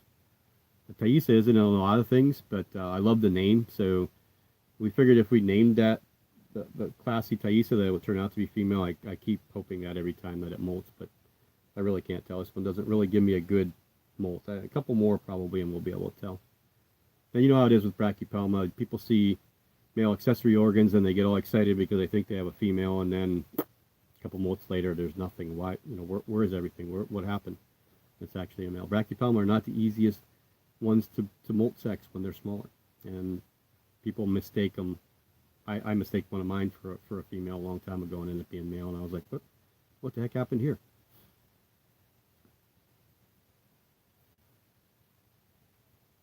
I've done a couple H-Max, Jack. I don't know. They're pretty, but I think every single one that I've had was male, and like I said, I think I've had 5. I sold 2 or 3. One died as a small sling, and the other one got to a juvenile and passed away. And I never got that cool white coloration. So if I got another one, it would have to already be a female juvenile with that white gray, because that would be my ideal color for a spider, H. maculata. The grays, the whites, the blacks, all that is me. That's my favorite coloration, patterning. That's I just like that. So the coloration of an H. Mac is cool. If I could put those colors on a Thelmopaeus pulcher, I'd be in heaven.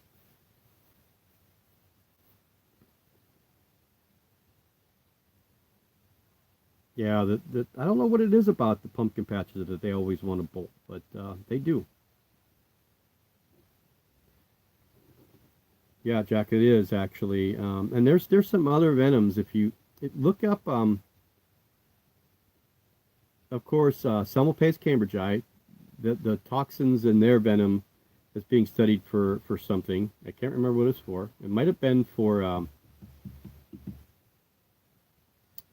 epilepsy.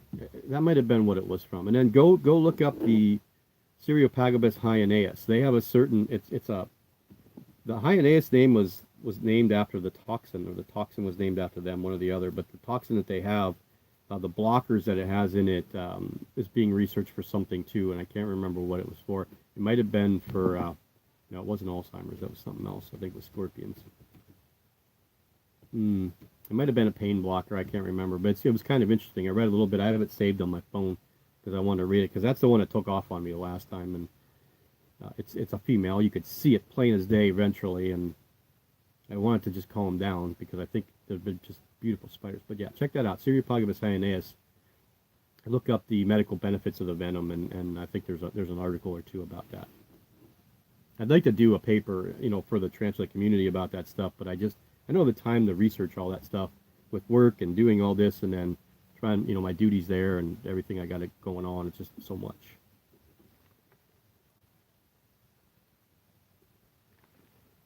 Anything African's easy to breed.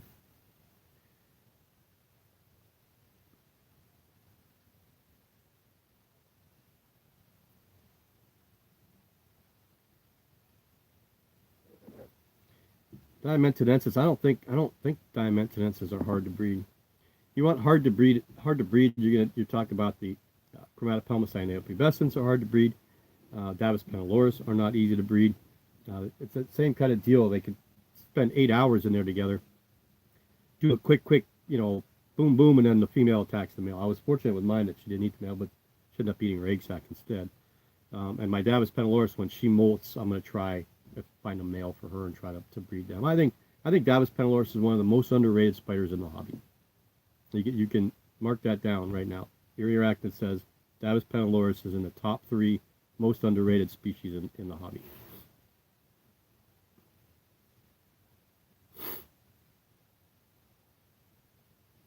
I am too, Tracy. I really am. It'd be nice to have a good handful of those baby elegans.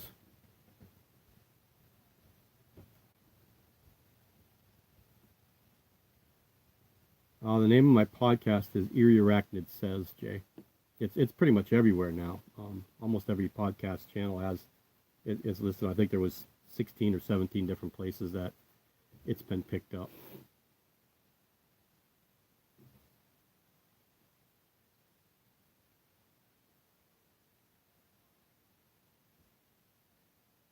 Mine's still small, Jody, so I'm not really sure. I've heard that they are kind of tough, the Udimans, but we'll see. That one tongue feeds real well.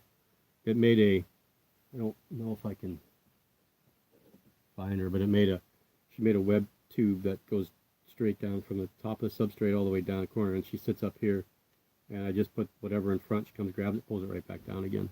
I'd like to get her out so I could see her, but I'm not one for really coaxing them and moving them just to get pictures or video of them. If they come out, they come out. If they don't, they don't.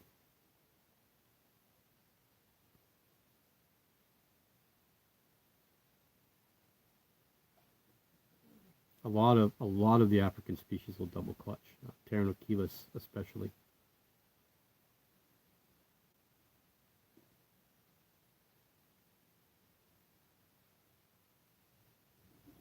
I don't. No, not really, Christian. African species are very, very easy to breed. Um, they're no nonsense, and they're actually very, very receptive of males, and they don't generally attack them. They'll breed pair and let the male walk away. If you leave the male in there too long, then eventually she's gonna get them. But when I try with my female, I just don't think my female was mature enough to breed. It was a very, very easy, quick breeding. Put them in within 5 minutes. They were pairing. Um, he stayed in there. They paired 3 other times, I think.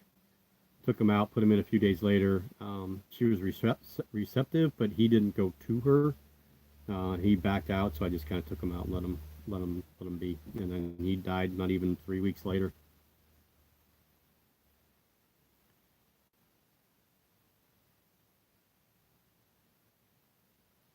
The males for Peniloris are right around the 2.5 to 3 inch mark, I believe.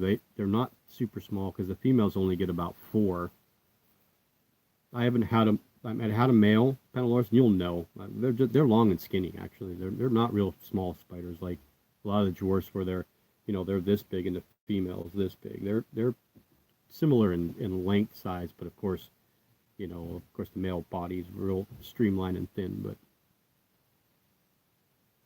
I look for a male. Zena, when I vent sex, I look male. I'm trying to to rule out a male, not look for a female. You can't ventral sex looking for a female. You have to look for the signs of a male. Different things like, the angle of what I always call it I guess the epigastric plate, the part between the book lungs, the shape of that.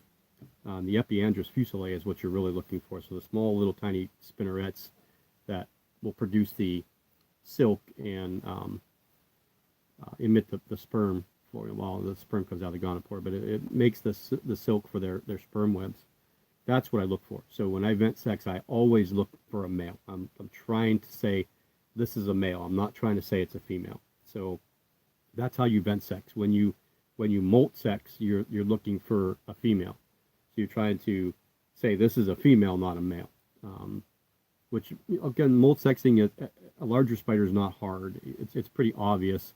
A lot of species take some time. GBBs, in that 2.5 inch mark, you could mess that up real easy because of the way that GBBs have fused spermathecae. So you have one little dot for GBB as a female, two little dots side by side as a male, which in most other spiders you would think that's the opposite. So a lot of people screw up GBBs too. What am I watching? I don't even know what I'm watching here now. Let's see who else we can watch.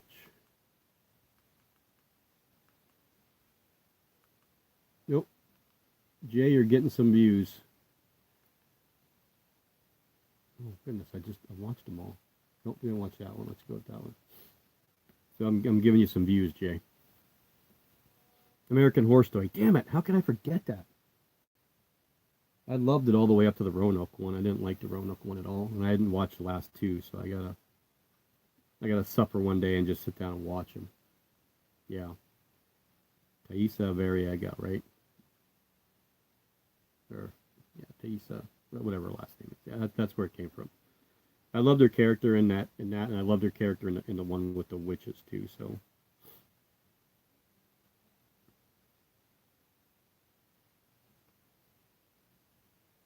Pulchripes I heard aren't difficult at all to breed. So,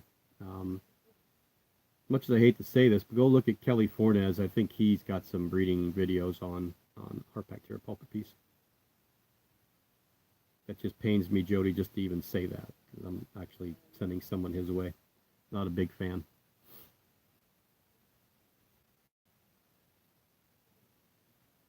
I was thinking about a Dictator 2 Paranormal, and then Babiana is probably the next Harpactira I'd like to get, is the Babiana. I like those ones a lot too. Yeah, you really do need to make a new video. And when you do, you could say that you did it because eeriearachnid said that you need to make a new video. We'll see you later, Tam. Okay, Jay, you're outside right now with a box. I think it's the one with lobster roaches or something on there.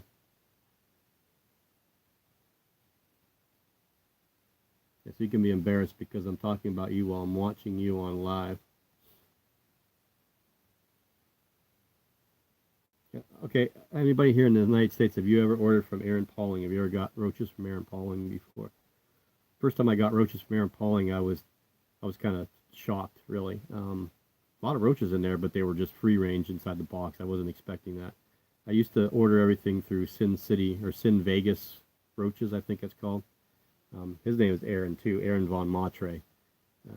He would bag them, so canvas bag with wrinkled newspaper, and then he would rubber band it so they can't get out. So the first few times I ordered from him, that's what I expected. And I ordered from Aaron, and I opened it up here on the bed, and I opened up, and a couple of roaches just, I was like, oh shit, I wish he would have warned me about that. I was kind of shocked, but Aaron does he always gives you way more than what you order, so.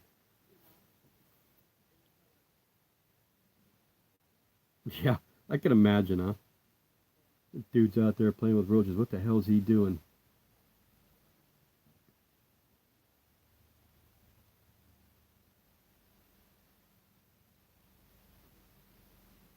Yeah, you better open them over a tub. I found that out the first time. I got to make an order with him, either him or Sin Vegas, but Aaron seems to always have the red runners in. That's what I want. I don't need dubias. My dubias breed like crazy. Although my red runners, I have a million nymphs in there right now. Little tiny babies. They're just everywhere. It's, do you ever notice that for those of you that use red runner roaches, you always notice you either have a ton of little nymphs and a bunch of adults, but you never have the ones in the middle, the ones that you actually need, for your juveniles and stuff like that. I can never have enough of those. It's almost like they give from a nymph and then boom, they're adults just like that. I do have a handful of the middle-sized ones I saw in there yesterday, but not enough. That's why I end up getting crickets every now and then and try to feed some of these dubia off because I'm looking over there because that's where they are. There's quite a few dubia in there. Yeah, we got to redo the mealworm farm again for this year. I always do one a year, and then by the end of the year it dies out. But I do try to use those for my leopard geckos. Tried it with the axolotl and didn't like them. Didn't take them. Yeah, he is sold out right now. He's been sold out for a while actually. He'll come back probably mid-February, end of February. He'll have a bunch more. It's not that he's sold out; it's just that he's got to hold back some stock so he can breed again and get them moving. Christian, I've had a bunch of the red runners get out. A couple times it was maybe the vent holes they got out of, or I went to feed and I missed the enclosure and I couldn't catch them quick enough. And when I do get a few of them out, what I do is I take a plastic enclosure, just like a Tupperware or something, about yay big, and I glue screening on the sides, and then screening just over the lip of it, and then inside I'll put either carrots or oranges or whatever, and then we'll put it in the corner of the room by where our hot water tank is. I'll put it over there, and if I don't see anything, because they'll climb up and they'll go in there and eat, but they have no way to get back out again. If I don't see them in a couple of days, then I know I don't have any problems. And I haven't seen one in the house in a while, but I've had them get out. So if you don't have some place where it's like warm all year long, I wouldn't really overly concern yourself with them. I'm not saying that they can't, but I've never really worried about them. We find them every now and then. And my wife was adamant about not having them in the house until I told her, I was like, look, look at how much money I'm spending in crickets. I can buy, 500 to 1,000 roaches for $34, $35. Bring them here, keep them in a bin. They can't climb plastic. So when I showed her that, she was like, okay. And then a couple times she called me in the bathroom. She goes, what's this? I'd be like, that's a beetle. It's not a roach. It's a beetle. I don't know where that came from. But yeah, it's been a couple times that they've got out. I'm not overly concerned. So I have three leopard geckos. 2 live together. They've been together since I got the male. I think actually they're both females, but they told me it was a male. One time I see the little bumps that you're supposed to find, and then the next time I couldn't. So where are we at now?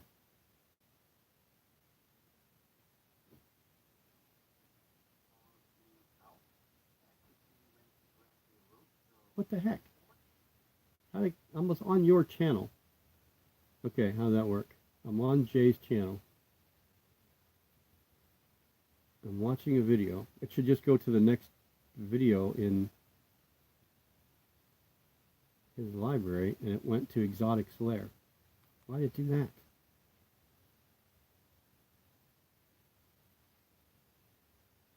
Well, that's all. Definitely odd. Shanti, Tarantulas with Shanti's got some hissers, and she's got a bunch of isopods I want to get off of her when the weather warms up. She's really good at breeding isopods. I was really surprised how many. She's done a wonderful job breeding those things, and she got a ton of them. So I want to get some from her and start my own colony and then start breeding them here and then using them for some of the other ones, like this enclosure here. I'd like to put a bunch of. There, you can see the girl right there. I'd like to put some isopods in here. That's my Ornithoctinae species Presentae abuelis. That I always call the Asian GBB because my other one webs just like a GBB, and this one's not doing crap in there. So I think it's comfortable with what it's got in there. It doesn't really need to web. So it likes to spend some time up on the leaves. It hasn't dug a bit. They just don't seem to burrow, but fast. You want to talk about fast? It's one of the spiders I don't trust at all getting out. You'll never see a open lid feeding video with that one. you may get some video after she gets prey, but never an open lid feeding video. She's just too damn fast. The other one's a little bit more secure because it's underneath the webbing. I'm a little bit more secure with that one. But her, from the minute that I got her in, and Austin told me, be careful with her because she wants to get out at every second that she can. There's no holding her back. So the other one's a little bit different. I've had the other one as a little sling. This one I got as a confirmed female. I think she was 2.5 inches. She's a little bit over 3 now, and they don't get much bigger. I'm not even sure they hit 4 inches maybe 4 inches as an adult female. But she's breedable now. She's fully sclerotized, so she's got a molt, but I can't find males. You just can't find males of that species. But, I would do hissers, Christian. I think I would just do them just to have a couple of them as pets, because I'm trying to get away from some of the biggers. Like my Lasiodora parabana is going to go, probably the Kluge. I might keep the Kluge, but the Dipsil is going to go.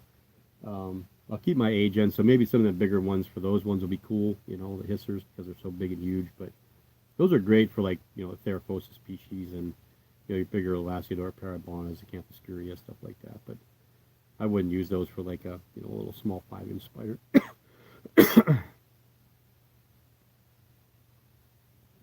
One male, one female. Huh? Oh, the geckos, yeah. Yeah, I have two together and one separate. I wanted to put all 3 of them together because, again, I mean, they're leopard geckos. I've researched them enough, but not to say anywhere that I would give advice on them at all. And trust me, I've been ridiculed a ton of times for having the 2 together that I do. But they like adore each other. They hang out together all the time. When one comes out, the other one comes out. They sit up on the rock together with the light. They go into their burrows together. They eat together. They're just always together.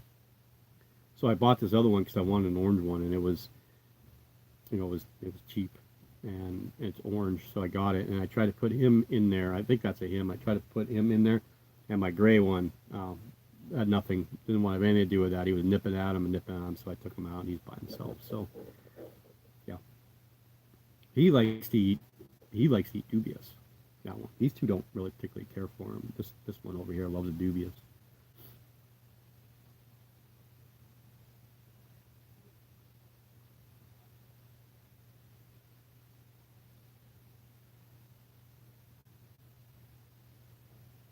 Now, leopard geckos are easy, Ed. That's probably why. They're not hard to keep.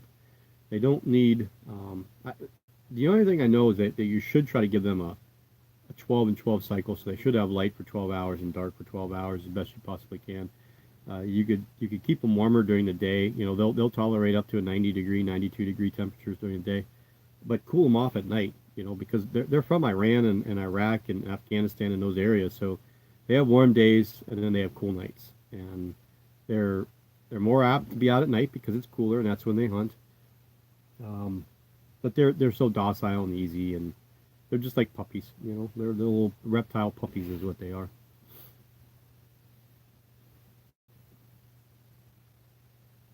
Yeah, I don't know why my other 2 won't eat them. They look at them and just turn their nose at them. They'll turn around and walk away. But they love Luna, which is the first one that we got. She loves superworms, mealworms. Soul, which is the one that we think is a male, even though I think they're both female. He is pretty much a cricket guy. He likes his crickets. He'll eat a red runner every now and then, but not very often. I can hand feed him red runners and he'll eat them, but he's still timid and shy because I don't hold him very much, so he's still a little awkward. Where Luna will come right up to me and eat right out of my hands. The orange one here runs away. We named that one Nova. It was just kept keeping with the whole celestial thing. This one doesn't particularly care. If it stays in its little den and it's in there, you can hold a mealworm in front of it. He'll come out and take it out of your hands. But if he's out and you try to feed him, he's just running around. But it's orange, so I had to get him.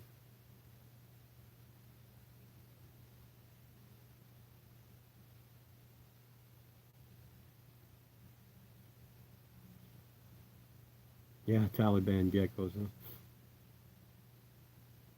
It's the same thing with Russian tortoises. People think that Russian tortoises are from Russia, and they're not. They're actually from Iran. Iran, Iraq, all those areas, and they were just when what was it, World War II, when Russia was going through all those places, or maybe it's Afghanistan war. I'm not really positive where, but the Russian troops were bringing them home. So they were like packing them up and bringing them home with them. That's where they got the Russian tourist nickname. They're not actually from Russia. Little stupid tidbits of information that I read and remember, but if I lived by myself, Jack, honestly, if I lived by myself and I had a big enough house that I could build a huge enclosure, a big glass enclosure that had some water and, a bunch of place to climb, like a river embankment, I would get a monitor in a heartbeat. I think they're just one of the most dinosaur looking animals that are out there. Just the way that they're built. They fascinate me. But yeah, I'd want one that I can hold, and I know that people will do it, but their nails are so sharp. And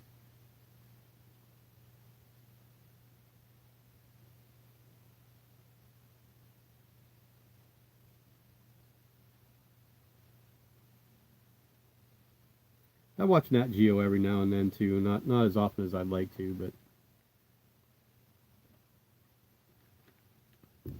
I get stuck if I flip through channels and Two and a Half Men's on, I gotta watch it. If Mom's on, I gotta watch it. But I generally I like to watch the ID channel, and I have two boys that are going to college. Well, Eric's gonna be going in the fall, but two of them are going to be going for criminal justice. So that kind of stuff fascinates me. So I like watching the different ones, like Lieutenant Kenda. I like watching that one.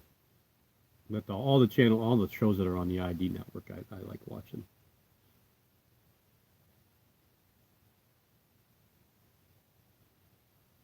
Yeah, I don't think. I mean, I honestly wish that I started doing this when I was like 20.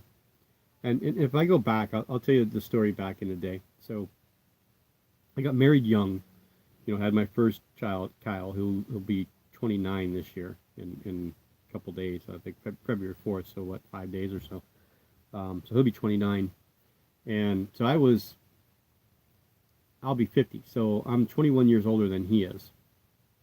And his mom and I only were married for 9 months. We got divorced and we got back together for a little while. But when we finally split up, uh, because she was cheating on me, of course, and she went with that guy, and he didn't want anything to do with having a child there all the time. So I got custody of Kyle, and him and I lived in this little apartment, and he was fascinated with animals, loved animals. We had fish.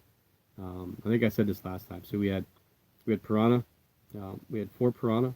We had 2 snakeheads. They were in separate tanks. We had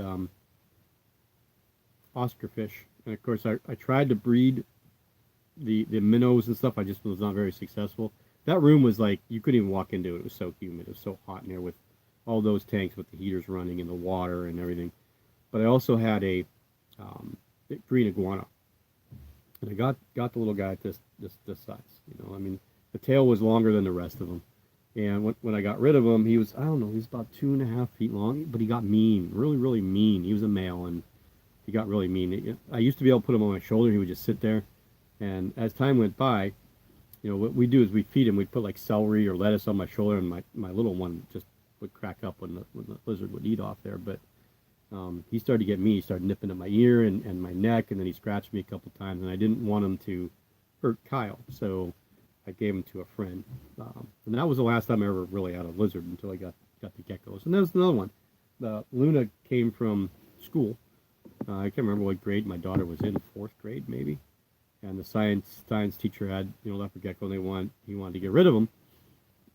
Get rid of it. Somebody volunteered her to take it, and she came home one day and said, "We're getting this lizard. He wants me to take this lizard." And we're like, of course I didn't care because I like reptiles. And she was just a treat to be with. She bit my wife, she bit my son, but she never bit me. In fact, she caught my wife off guard one day on the couch. Eric picked her up, brought her over to the couch, and he was holding her, and it bit him. So Lynn grabbed her to get her to move so that he didn't roll over on her, and she latched onto her finger, and it freaked her out. And of course, she did one of these, and gecko went flying, and landed in the middle of the floor, and then just started walking away. And she was perfectly fine. But that's what happens. You just don't know, you know. But she's never. I deal with her all the time.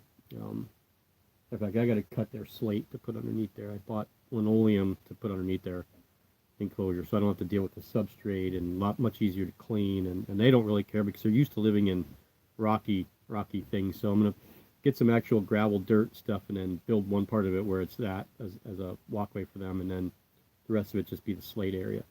And they go to the bathroom in the same place. That's what's nice about leopard geckos. They go to the bathroom in the same place all the time. So it's very easy. They find a spot, they go to the bathroom, they do their thing, and then they leave it there. So you got to kind of, you know, keep up on that stuff. With two of them, of course, they're behind my Brachypelma hamori female, and my Lasiodora paribana female is on top of them, so I don't get to see them very often. And I keep saying I need to clean them out, put this stuff in there, and get it cut, and get it, and I just keep forgetting. So it's something I got to get done. But I like having them. I like having the geckos. They're a lot of fun. My wife had an Oscar fish when she was young, in her teens, and because with Oscar fish they have to eat a certain way. They have to catch the fish a certain way. If they don't catch it, they can choke. And I guess hers caught a fish the wrong way. I don't know if they have to catch them tail first or head first. I can't remember, but it got caught inside, and she actually had to go in there and grab the fish and then pull that out. She said that was an event, and she didn't want to have the fish anymore after that. But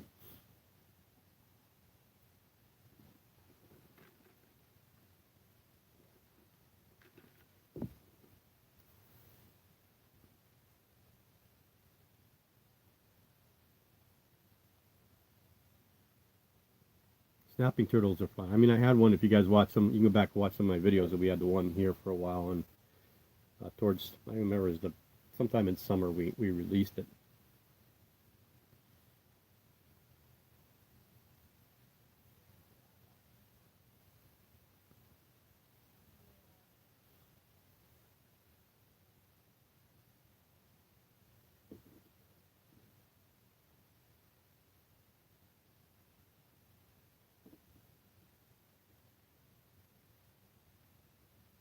I think, oh, sorry, Lori, I didn't even see you come in here. I think a lot of lizards actually have pretty bad bacteria in their mouth.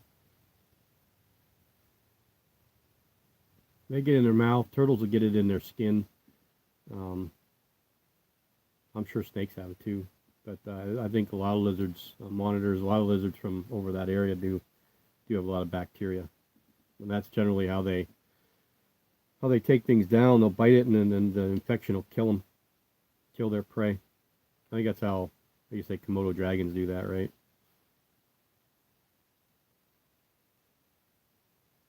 Yeah, you don't want to get bit by any of those. You definitely would have to get some medication if you did. Yeah, do it. Do it, Paranormal. I'd like to see. I mean, I debated it, but, when I saw the Marksy, and that's one that's been on my list for a long time, for a few years now, I had to get that one. Plus it's $28 cheaper, but yeah, I would like to have one. I like the name, Tigrina. That's a cool name, and they're nice looking spiders. So yeah, I don't think you can go wrong. Really, honestly, I don't think you can go wrong with any African species at all. I mean, I'm not a fan of Heteroscogia. I'm not a fan of Stromatopelma, but they're still good spiders and pretty solid, easy to keep. But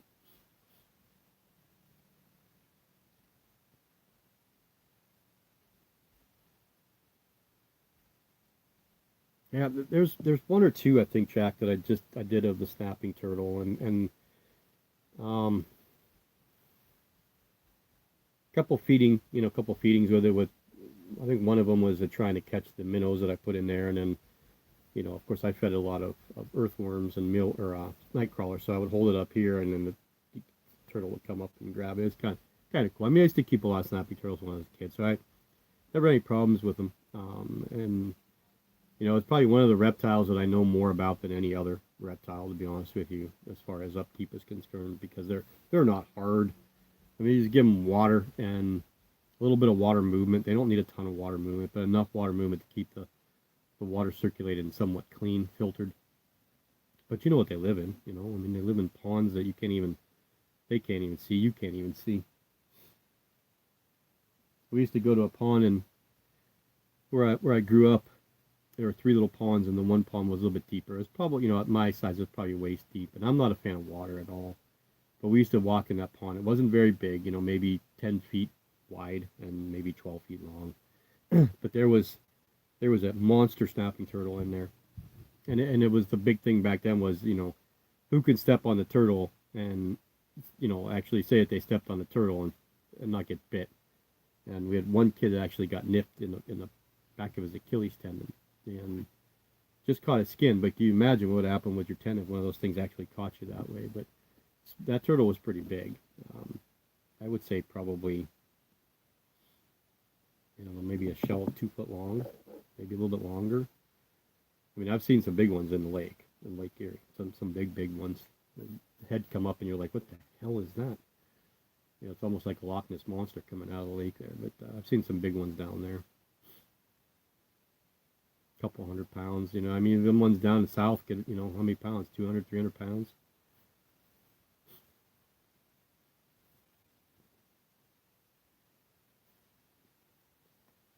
I think a lot of the Faunopelmas are like that over there, aren't they, Christian? Not just Chalcodes, but Hensai and Iodius and some of the other ones that are United States ones. And it's because of what it costs us to export them.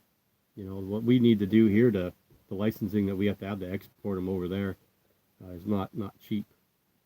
I think if someone really put the effort into it, could probably just export a Faunopelma from the United States over to Europe and probably make a decent amount of money. Not a living, but at least a decent amount of money getting them over there. And the problem with the Faunopelma is they take forever to mature, so they take forever to breed, and they're so small for so long that people lose interest in them real quick. But over there, they're a commodity. Over here, you can go in your backyard and find them. Most, you know, people down in that area. But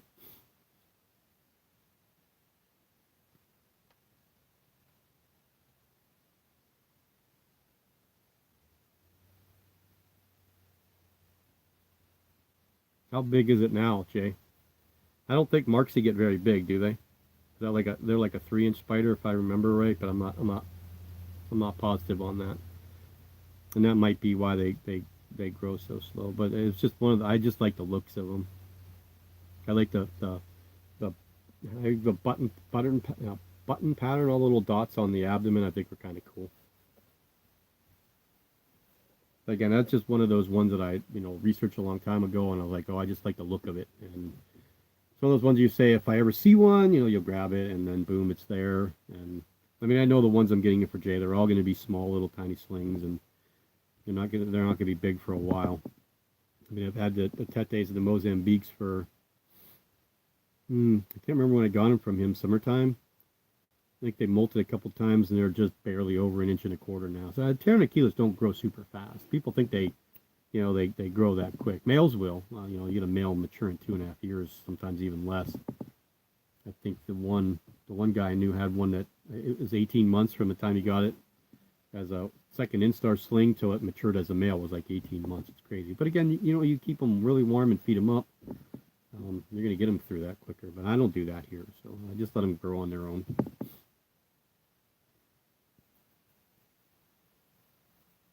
The pet center was Paul Becker, wasn't it?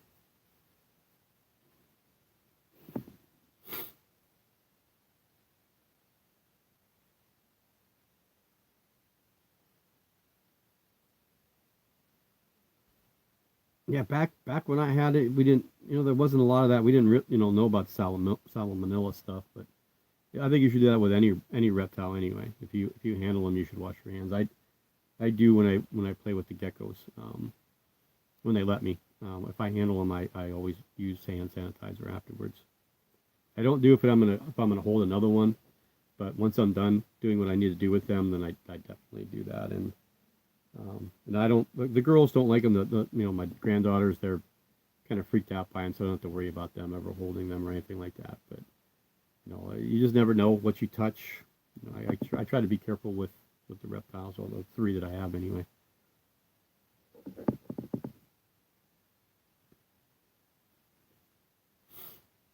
Yeah, it's funny, how much you guys got to pay for cowcoys. And not just you, but the Canadians, too. They're crazy expensive up there. A lot of spiders up in Canada are crazy expensive. And we get for cheap here in the States, and you guys in Europe get for even cheaper than what we get things. But the Aphonopelmas are crazy because you just can't find them, that's all.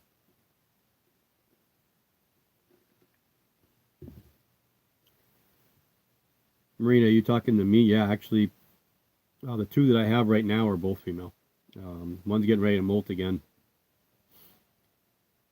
But yeah, I went through how many? Seven males Armenias, or I think it was seven males before I got the two females. And now that when I got two, I got the one, and it molted, and we, spermathecae, the molt confirmed that one to be female. So I picked up another one at the mall. I was like, oh, I won't be sad if this one's a male. And then it molted like about a week later, and that one was a female too. So I do have two. I don't want two. I just want the one. But we'll see. They're easy to breed. One of the easiest spiders to breed out there is the Salmopaeus armenia. I think Salmopaeus in general are pretty easy to breed.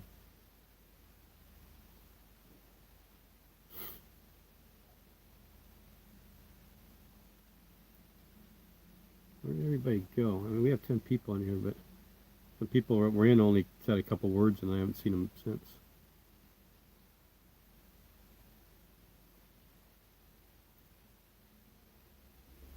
Yeah, I don't see why not paranormal. I would too. I mean, that's why I wanted, with the Pteranachila. I'm more interested in the Pteranachila species than I am the Harpactira, but I do like the Harpactira.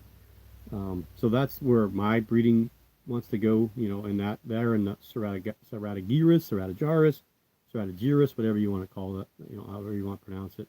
That genus is another one. Ephiopus is another one. And then there's a couple Salmopaeus. My pulchers, of course, and then my Victoria, once she matures, will definitely be a breeding deal.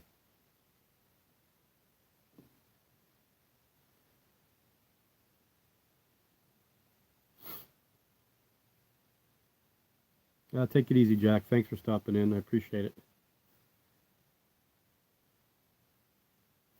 Yeah, I'm sure it does, Jay. And keeping them cooler, definitely going to slow them down a little bit. But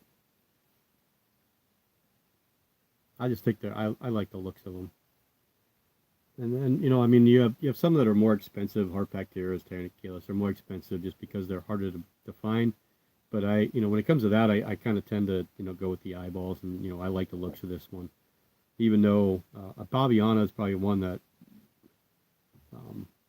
but Pulp has them. So if I don't get that one as the surprise spider, then I'll eventually get one later. But I told Austin when he sent me the second list today of some of the things that he didn't put on there. I was like, I'm tapped right now as far as what I'm getting from him already, and what's coming in from Pulp. There'll be 19, I think, new spiders coming in, something like that, 18, 19. And I mean, I have like probably 14 or 15 of them that are going to go, so we're kind of back to evening itself out again. But I do need to reduce more to work with what I want to work with. If I had room, I would keep them all. I mean, I wouldn't get rid of anybody, but you know how it is.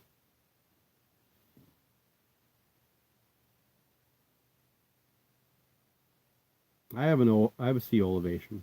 I've had it for almost a year, maybe even a little bit longer than that. Doesn't grow very quick. Doesn't eat very well. It is one of the spiders I hardly ever see. That's the one that if you watch the video, it's set up with pine needles all over the ground. And then I think just a couple like twigs or something, because they were found in pine forests, and they would make a burrow right in the middle of a bunch of pine needles around. They would actually make them circles. They would pull the pine needles to make a circle for the burrow. And they're also found, of course, in the walls of stone man walls and stuff like that. But I want to try the pine needle thing to dispel the myth of pine is so bad for spiders, because it really isn't. That's a big myth too. I mean, how many people have gone out Christmas tree shopping and go out to wherever it is that you cut down a Christmas tree, and you buy a northern pine, or whatever they are, just a blue pine or green pine or whatever it is. You cut it down, bring it home, and there's spider webs all over the place. Everyone's like, oh, for Lord, you can't put any kind of pine inside your spider enclosures. But I have pine needles in one, and it's been perfectly fine. It is one that I'm probably selling, though, to be honest with you, just because it's a rare spider and I don't see it, and it's not African. So, I can get a decent amount of money for it, and then use that money for something more that I want, and then make somebody else happy because, something that they've been looking for. And I don't know, I mean, European, I guess because, you had Greece in there and Cyprus, right? You'd say that's European, but I would say more Middle Eastern than anything. And Middle East is Asia, right? So it's kind of like a mixture of, maybe Eastern Europe and Western Asia.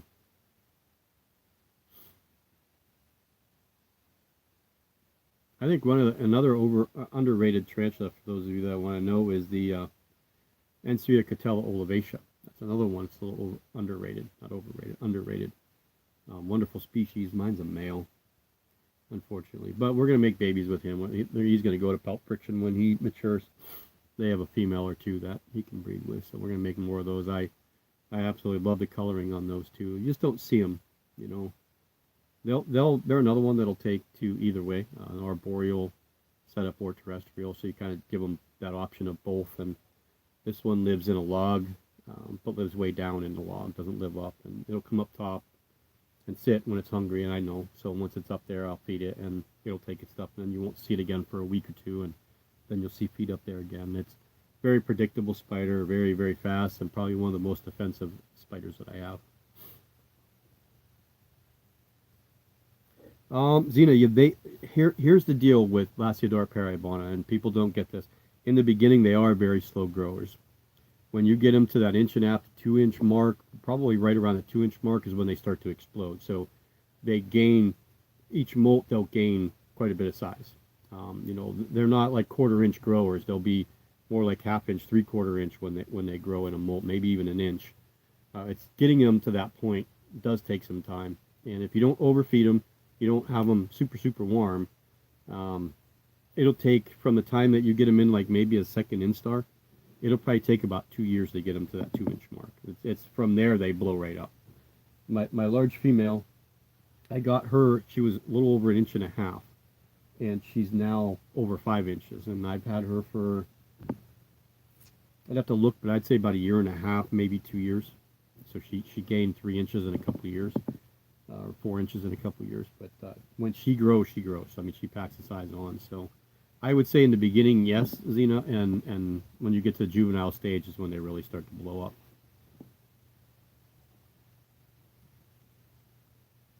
Hurricane season? Not sure what you mean, Harry.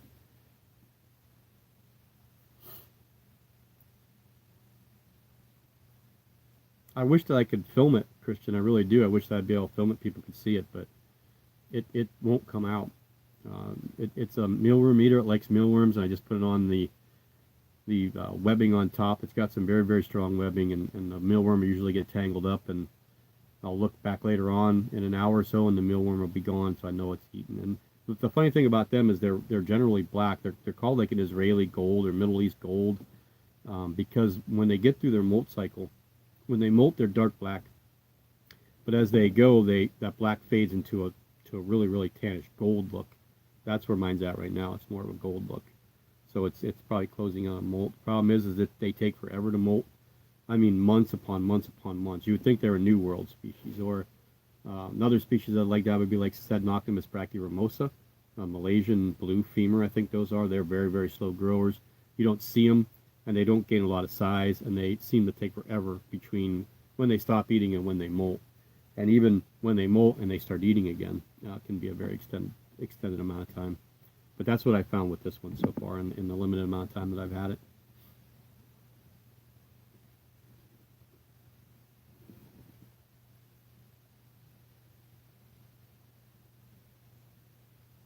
Yeah, do that, Jay. Yeah, tag me so I can see it.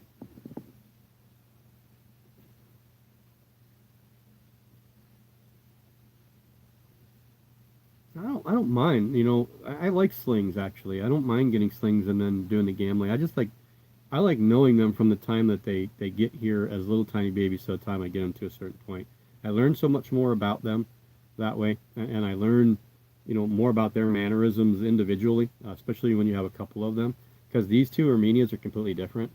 One likes to stay way down below, and I would tend to say that would be a more fossorial spider, the way it's set up and the way it likes to dig, where the other one's got the web funnel going up. The other one doesn't have webbing at all. So, just seeing how they're so different and learning each spider as it goes. I've got a couple that have came in as, just adults. my Gram-Stola species north that I had, and then the Gram-Stola species male that I had. Both I got those as adults, and they molted, found out they were female. I didn't get to really learn them, from the beginning. And this ornithoctone species, Prison Diabuelis, same way. We got her as a 2.5-inch female, so she was already setting her way. My other one I got as a sling, so watching it grow is the fun part to me, actually.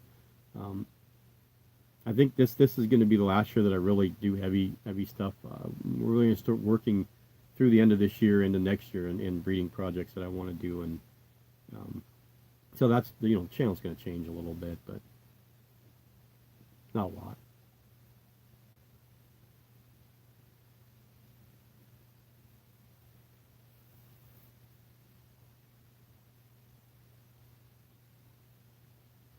I think people say P. armenia when they talk about beginner species because they're so readily available, and I think a lot of people that okay, here's again, I'm gonna do the psychology of people again.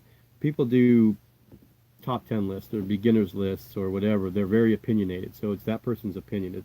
There's no research stating that any of these species that are on anybody's list is the list. I just wrote up 8 lists today and yesterday and today as far as overrated genus, underrated genus, overrated species, underrated species, top 10 must-haves, things like that. And when I wrote the podcast, because that's what I do now, is I actually write, not word for word the podcast, but I write a very, very long, detailed outline. And I had to start it out with explaining that this is not a factual-based podcast. It's just an opinion of what I think and experience. So people are saying, Psalmopoeus armenia is a beginner. It's because they're readily available and they're out there and they like them. That's it. That's the only reason. I would honest to God, and this may sound weird, but I would honest to God say you're better off getting a Poecilotheria regalis sling versus a Psalmopoeus armenia sling. And Armenias they are so unpredictable. I mean, one of the most unpredictable spiders that I've dealt with. They are so fast shooting out of wherever they are, where they're bold. Okay, most pokies aren't bold. They have potent venom. They're big and mean and nasty, and people are scared of them because they look mean. But they are not bold spiders. They like to hide. They like to hunker down. They don't want to get eaten. Where in armenia, the P. armenias are very, very defensive of where they live and very, very food aggressive. So any disturbance in their enclosure is a possible food item for them or something that's going to kill them. So they want to defend themselves, and they do. Psalmopoeus cambridgei are the same way. They want to defend themselves. The difference is armenia is the way that they live and the way that they make their home. Is visually harder for you to see them and what they're going to do. I've had them, where I think they're going to come out of the funnel here, and they come out from underneath and come a different way. I mean, totally, shocked the crap out of me. And that's when I started realizing how unpredictable armenias really, really are. Now, again, I raised 7 males, so maybe the females are a little bit different, but I'm not, the one female is absolutely crazy. I don't trust her whatsoever. So no, I would never, ever, recommend an armenia as a beginner species ever.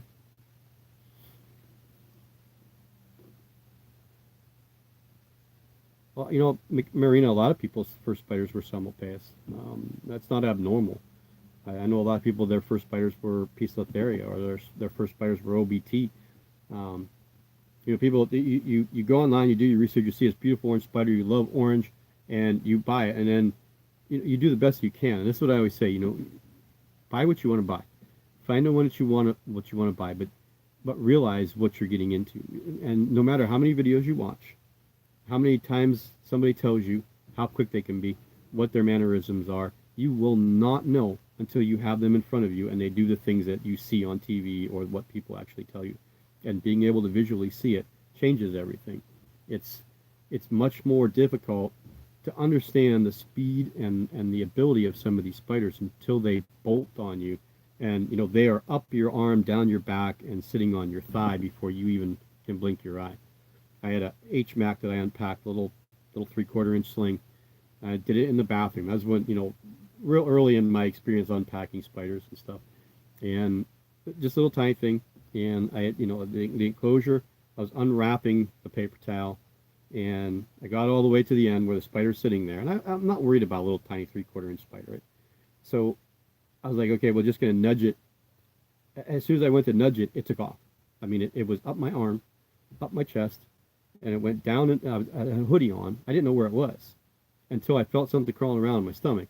I lifted up my shirt, and there it was, just above my belly button, just sitting there.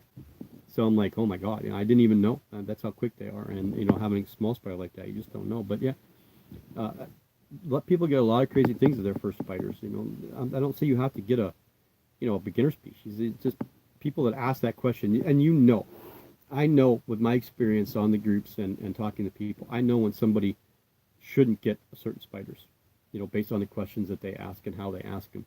You're going to say you need to start out with a Brachypelma albiplosum or a Gramstol pulchripes or something like that. Where somebody else, the way that they ask a question or they talk a little bit different, you're like, you probably could do something different. But I would never discourage anybody from getting anything. I just don't advise it.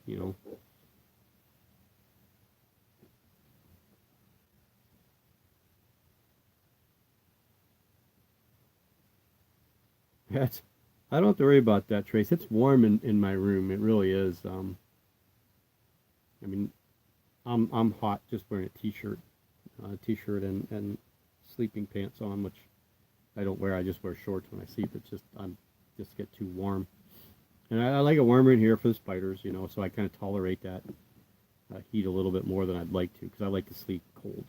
Um, that's just me. I like to be colder when I sleep than warmer when I sleep.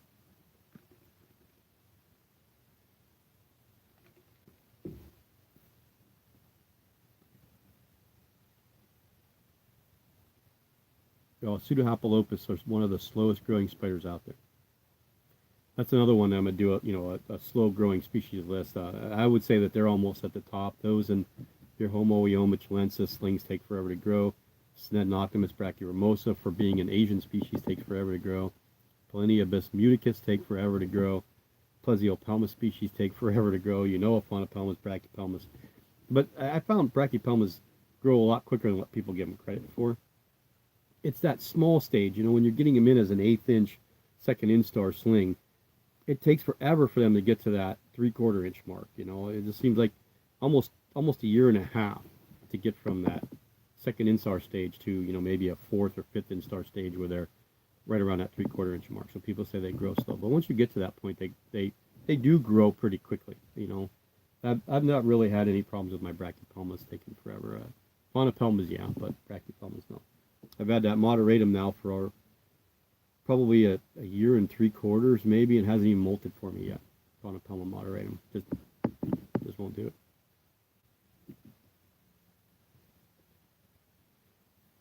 Oh, I'm glad you do, Ed, because I can't stand them. I'm allergic to them. Yeah, that just the sap and just touching the needles just makes me. I get little red blotches all over, and I'll be itching for days.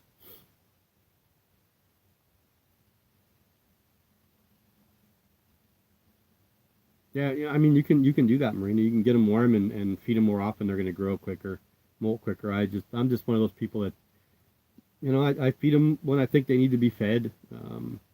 I don't have a schedule. In the beginning, I did. I was like, oh my God, it's Saturday. I got to feed everybody, and then I'd be feeding everybody, trying to video, and nobody would eat. So I just started looking at them, and be like, okay, well, this little guy, like here, this one here, I fed yesterday, little tiny Pteronachilus marius kagoma. These are the only two right now. This one and this one. As you guys know, these two, the only two that are on YouTube right now. First ones. But yeah, so this one molted and I fed it. So in another couple days I'll feed it again. And I fed this one, but the little tiny roach was still running around early. I don't see it now, but this one's I think in pre-molt, because this one the one molted and this one didn't. So just paying attention to them. If you want them grow them quicker, a lot of people do. They'll moisten them down, they'll heat them up, they'll feed them more frequently. They want to get them out of that small sling stage. I'm not a big. I don't need to do that. I just never felt the urge to push them. You know, I'm not saying that you shouldn't do it, but it's just not something I ever really wanted to do.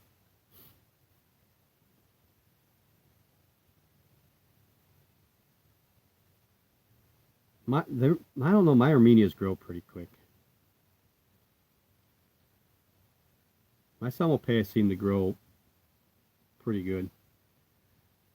I'm really hoping my one female pulcher lays an egg sac. I really miss having little baby pulchers. And my little Ecclesiasticus, I like that one. That one's a lot of fun too. If you guys don't have a Salmopaeus Ecclesiasticus, that's one I recommend. The rump actually looks like a Pampabedius species with that Christmas tree pattern on them. But great eaters, um, nice looking spiders. Definitely kind of cool. I want to get a Langabucheri, right? Salmopaeus Langabucheri. But they look a lot like Salmopaeus pulchers, but I just can't find anybody that has slings of them that aren't, priced through the roof. Reduncus are cool too, definitely. I had two. They were both female, and I sent those to Quentin because he didn't have females. So I sent them to him, and the Ornithoctone species Prison de Abuelas that I showed you guys, he bought that for me to, you know, as a gift back for the those, and then I sent him a breeding pair of Vicularia Wharf Type 6, which was the old Metallicas. I sent him that breeding pair and the two Reduncus, and then he bought this beautiful female for me. So I was kind of happy with that.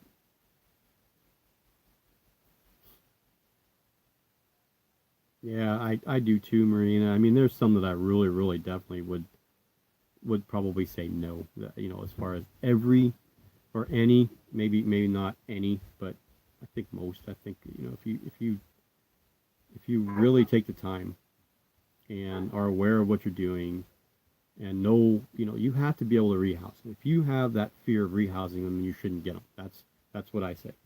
If you can only lift the lid up a little bit and throw a cricket in there because you're scared of them getting out or scared of that tarantula, period, you shouldn't have them, as a first player. Now, I mean, I won't lift the lid off this one and feed her, but we know why, because she'll bolt. Not that I'm scared of her, but I just don't want her to get out. But if you're actually scared of the spider, feeding it, and you can only lift it up a little bit, or you actually poke holes in the side of your enclosure, like, the little tiny air holes here. People that poke holes here and they use like a hypodermic and they'll spray water in there because they don't want to lift the lid off. I mean, that's just ridiculous to me. You shouldn't have them. There's so many other spiders that you can get to get to the point where you feel more comfortable with that. Why do you need to rush it? But people do what people do, and I'm never going to discourage anybody from getting anything. It's just there are definitely some that I would say no, I wouldn't do it.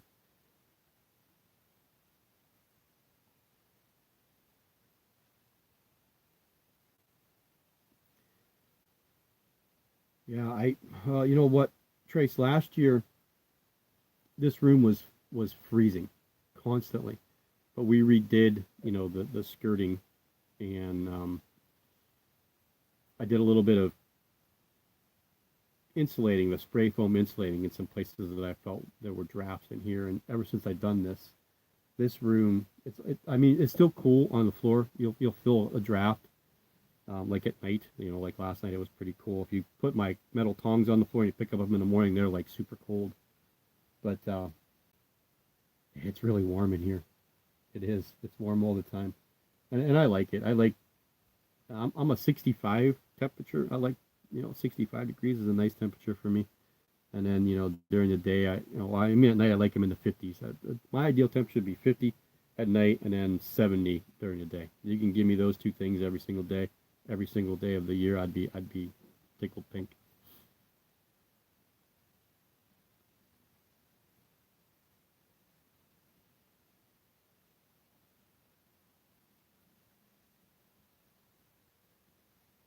No, I think you're right, Trace. I don't, but people do, and people have stuff that they're afraid of just because they think it makes them look cool.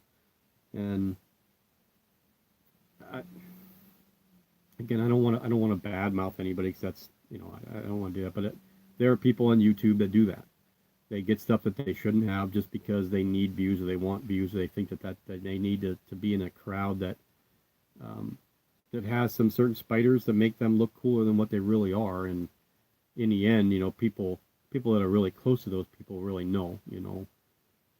that, well, this person has this one, but they're scared to death of it, but they don't play it out, or they get it and then you'll never see it on their channel again. I mean, I've noticed that a lot of times where people will get stuff, they'll showcase it when they get it, and then you won't see it again because either A, they can't film it because they have no way to do it because they can't keep the lid off, they're afraid, whatever the reason may be, you know. But yeah, I don't really think that you should have something that you're afraid of either, because it just doesn't do you any good. It doesn't do the animal any good. And here we'll go back to the story again. Um, I really only have been really super into this for a little over 4 years. Again, I had a spider for 11 years prior to that, but you know, we're pushing 4.5 years, almost 5 years now of the multitude of them. And when I found that ahency at work, and we brought her home, again the next week I went to the mall and they had more. They had, you know, a handful of them, and I was looking them up on my phone, and they had the Piscifera vittata. So the first day I got my Caribbean versicolor, ended up being a male, and then my Apolopus species Columbia large. I bought those at the same time, and then two pinctos, two avicularia species. That one ended up being my Metallica, or the Morph Type 6, and the other one passed away. And then I got a Piscifera vittata because they had a subfusca and they had a vittata, and I just, again, grays, blacks, whites for me, visually are stimulating for me. So I grabbed the vittata, and when I brought it home, I just had nothing but problems with it. That spider was absolutely insane. I wasn't ready for it. And I was at the mall one day, and I talked to Jim there, and I said, hey, I'm afraid that I'm just not going to do right by the spider. Can I bring it back and trade it in for, he had an A. calcodes? And he said, yeah, absolutely. So that's what I did. And the A. calcodes ended up being the Faunopelma gabelli that I had. And then, I don't know, it was about a month later, maybe 3 weeks later, I went back and got the Subfusca. I talked to a few people. They said that the Piscifera Subfusca is a lot easier to deal with. They like cooler temperatures, not that big of a deal. They're a lot more calmer. And that's what I found with this one. So about a week after that, I went back to get the vittata. And I think they had problems with it too, because there were flies in it. There were a bunch of dead crickets and stuff. And then when I got it home, within a couple of weeks, it ended up with DKS syndrome. But there's a perfect example of, I wasn't ready and I got something and I realized it and I took it back. Now, you know, you shouldn't get to that point, but I think a lot of people get to that point. They get something and then they bring it home and they realize that, hey, you know, I don't know that I was ready for this, and what do I do now? You know, and you just have to bear with it and do the best you can. I was in an easy situation because I knew the guy, and it was just a quick, easy, you know, shift. But you just got to be careful. But if you're constantly afraid, you know, of a new spider that you get, and you can't feed it and you can't water it, then you shouldn't have it. Now, again, there are spiders in my collection that I'm a lot more leery about opening up than others, just because of their boltiness, not because I'm actually physically afraid of them, but I'm just worried about them leaving and not being able to find them. You know, and Zena, I wouldn't be either if they were in their own room, and you know, I would be more apt to do a lot more filming with lids off, and even have some of the old worlds come out and walk around. I wouldn't have a problem with that. It's the amount of hiding places in this bedroom are by the millions. So if one got out, the odds of finding it's going to be next to none, until you're putting on a clothing, you know, piece of clothing, and it ends up in your pant leg or something like that, and you get bit, and that's what I don't want.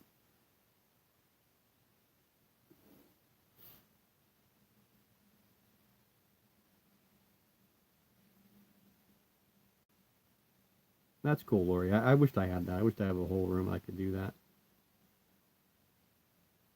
I'm hoping when we, you know, we finally leave here, and the next place that we get out, I'll be able to do that. You know, either have a basement that's finished and I can just, you know, my whole goal would be to have a nice desk with a microscope, and then, you know, a computer right there that's always there just for that purpose of doing research and you know, logging in things. And you know, I mean, I'd like to get to a point where I try to write a paper on something and have it published. That would be, you know, that's a big goal of mine. It's my problem is phrasing and paragraphing. I always like talk about something in a paragraph here, and then go to something else and then talk about something here that probably could have been talked about up here. I just have a hard time with all that because I hated English in high school, so I didn't pay much attention to it.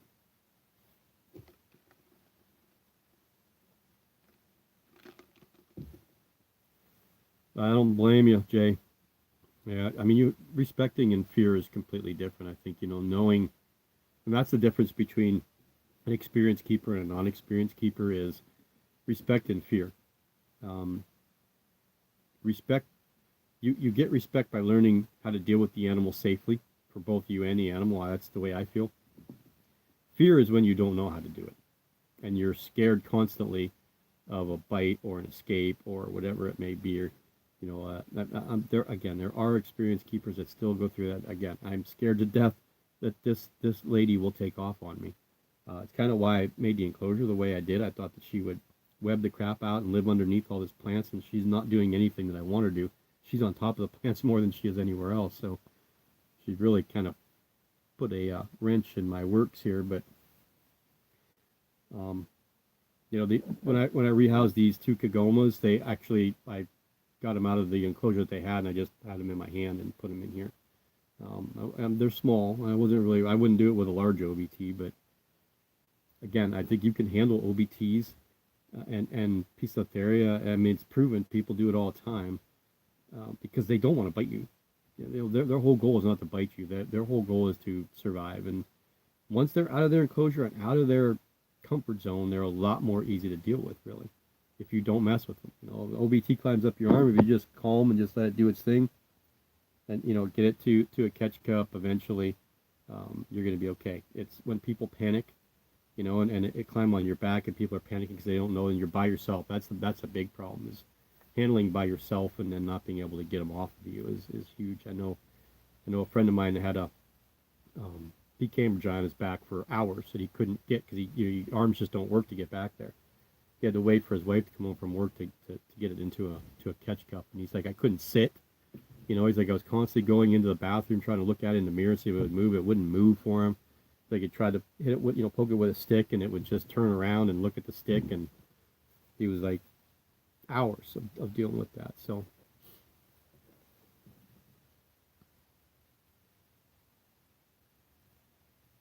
Coyote Peterson, that guy's made millions of dollars on people watching him do stupid things.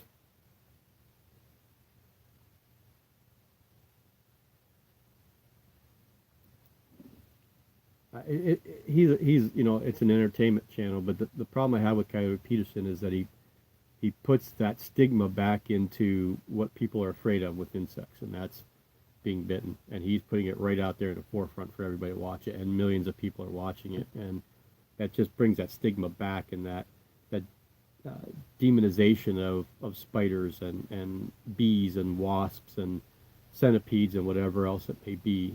He just makes it come back again, and we try to fight it. We try to show everybody that they're not these mean creatures that they are, and then he just brings them all back there and says, "Oh, you know what? I'm going to grab one. I'm going to actually make it physically bite me, so I could show you guys how much pain you're going to be in if it happens." I don't know. I don't agree with that. I don't agree with that because I would never think, I look at things as a Steve Irwin way. If Steve Irwin wouldn't have done it, no one else should have done it, because he was about animals and conservation. These people are about showmanship and trying to make a buck. That's really what I think Coyote Peterson is. I have no respect for the guy whatsoever. Maybe funny, but no respect for him at all.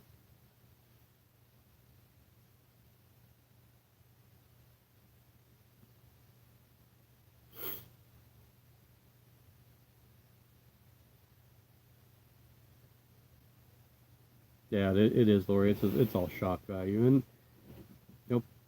when you find something that sells and you're good at it, you can make money off doing it. Why not do it, right? But being a part of the hobby that I am, I just think it's bad. It's bad for all the hobbies, scorpions, any insects whatsoever, because insects or arachnids or whatever it may be, invertebrates.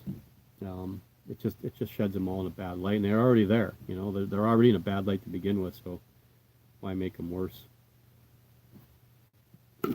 That's why I will never ever ever agree with anybody that uses a molt for a spider to scare somebody in their family that's already afraid of spiders. I think it's just horrible that people do. They may be funny. People think it's funny, and guess I have a different sense of humor than most people. But arachnophobia is not something that's easily rid. It's not easy to get rid of arachnophobia. And if you have somebody that's constantly making it worse for you, you know, it's like taking a little kid that's scared of water, taking him to the lake on a boat, picking him up and throwing him in the water. You know, just who would do that? You know, I just don't get why people would do that with, you know, make a fear worse than what it is. You nurture kids and nurture even adults and make them realize that, you know, these things aren't the thing that Hollywood's made them out to be. Maybe we wouldn't have so many people killing spiders all the time, you know.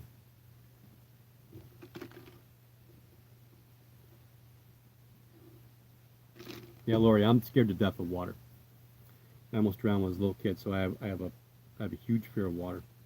And when I would go fishing with my dad and my grandfather on the boat, I mean, I always wore a life preserver, but I was never ever easy. I never was comfortable in the boat.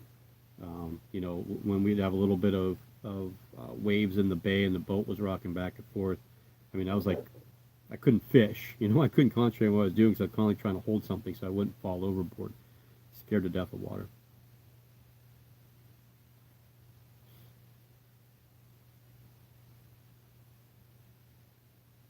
Yeah, a lot of people. Yeah, Hollywood's demonized a lot of things, not just spiders, scorpions, everything. I mean, they sharks. Sharks are just eating machines, right? So it's not like you can ingrain anything out of them. They're out to just eat, sleep, and breed. That's it. But Hollywood's done that, you know, with everything. They overplay everything to make money, and that's their job, right? It's just a shame because, you know, it trickles down into our hobby and into our fun. So I don't know who missed what I had, but we had the Semmelpass Cambridgei molt, here at Palmahirostom, one of my Pteronachilus kigomas, my Brachypelma classy. Who else molted? I thought I had some more over here that molted. Oh, you know who else molted was my Phormictopus cancerides. That one I thought was female, but I'm not 100% positive now. I didn't really see anything female in the molt, but the molt was kind of wrecked where I needed it to be, so we're going to just have to go back to an unsexed specimen until I can get another ventral shot. But last time I saw ventral, I thought was female, but I was wrong with the Belfories. 2 out of 3 I was wrong on, so which is surprising me because I'm pretty decent at ventral sexing. I think that's all that I know of that molted. There's my Arpacteria polka pieces out. There's a couple that need to desperately. Brachypelma rhodum needs to. Both of my Ceratojaris brachycephalus need the molt. My one female Semmelpass armenia needs the molt. The southern Kigoma needs the molt. Somebody else. Brachypelma Bamey, but she's not really in pre-molt. She's just big. Since I got her, she hasn't eaten once.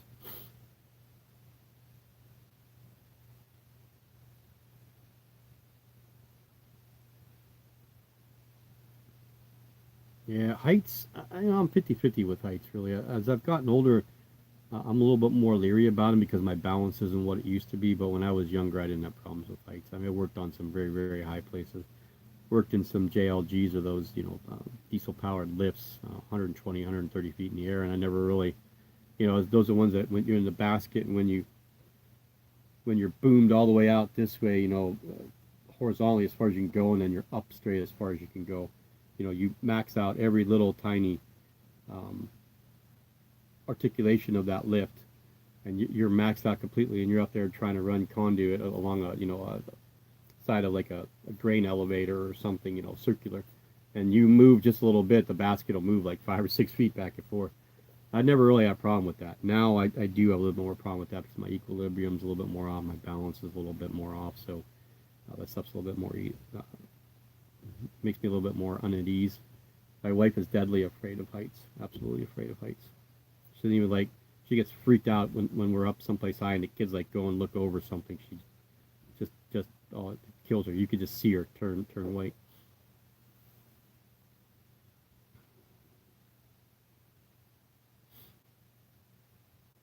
My thanks, cat. That's my Halloween shirt that I kept out and keep wearing.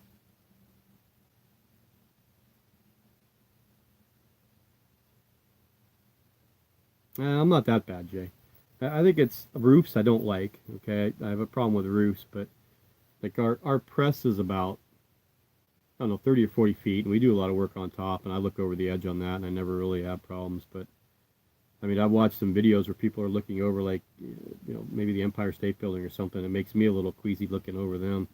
You know how it is. You know how it is, Jay, with males, that you feel it in that certain spot. It's kind of weird.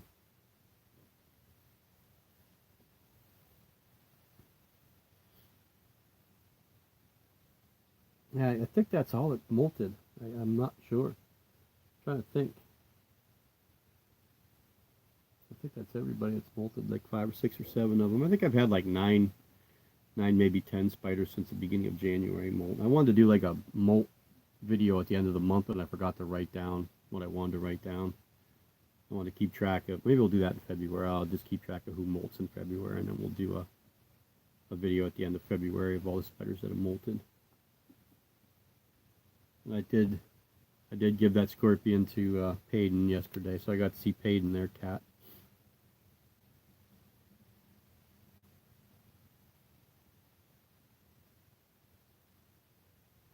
I think that was it. There might have been another sling up here. I'm waiting for my Marshalli and the Darlini up there to molt so I can rehouse them.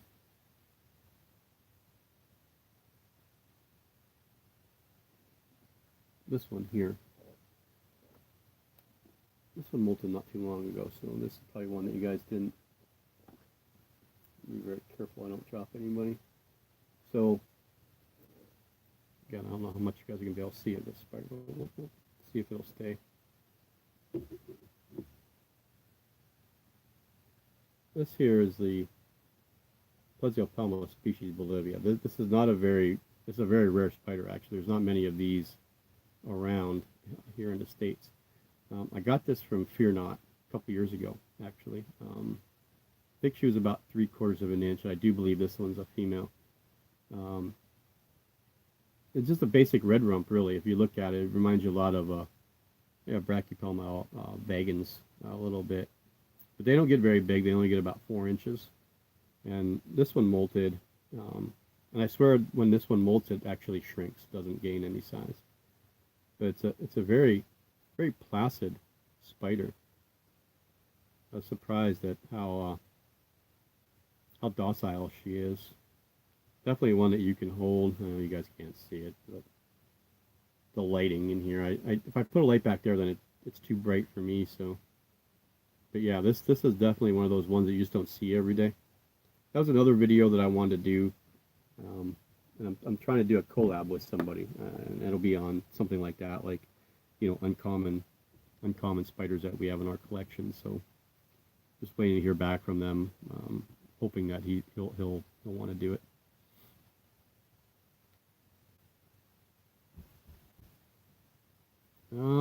Yeah, cat will probably only be about maybe 15 minutes or so. About 9 o'clock is going to be my limit, so I can get everybody put back and get everything broke down and get ready to go to sleep for work.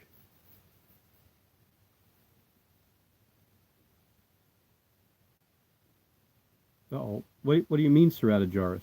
He's got Ceratojaurus too? He didn't tell me about that. Damn him.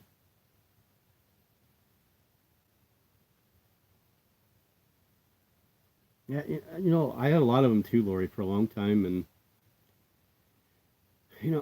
what I ended up doing was there were a couple that were really really high on my list. The Megaphoboma misamasalis was one of them. Unfortunately, I just she molted bad and just didn't make it. And I just don't know that I want to try again with her. That was one of my big ones. Then the Cercopelma species Santa Catalina is another one which I have. So I think some of the big ones that I had on my list, the dream tarantulas, I guess you want to call them. When Solaris first came out, the Pamphobeus, I thought those were really cool. But I just don't think they're worth the price tag, honestly. I wait till they breed for a couple years and they come down to, you know, under $100 a sling. It's just crazy that you're still spending $300 or $400 on a little sling. And Pamphibedius can be a little bit difficult to keep. So I just, you know, hate the thought of that. But I don't really have any, you know, dream tea must-haves left. I think, although, you know, I just want to work with my African species that I have and some of the things that are coming in. But you know, there's still a couple Pteranachilus that I'd like to pick up, and you know, I want to find a Stratojaurus species Mozambique, which I guess is just a form of the Stratojaurus or Stratogyrus marshalli. But I haven't seen them, so I'm sure that's probably what's on. Yep, yeah, there you go. Sea species Mozambique. So now I have to add. I'll definitely have to add that to my damn list. I'm going to kill Austin. I have a Sanderi, so, you know, I mean, I'd like to have another one, but I don't need to get another one, but I definitely need the Mozambique, so I'm going to have to order that too. How much is he asking for him? $40 less, I'll probably get one.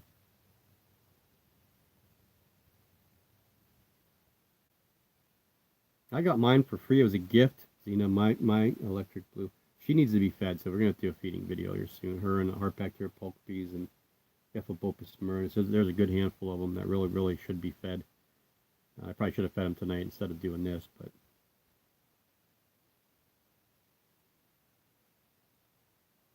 well, yeah, that makes a big difference. When I only had two, there was about 500 of them that were on my to get list, definitely.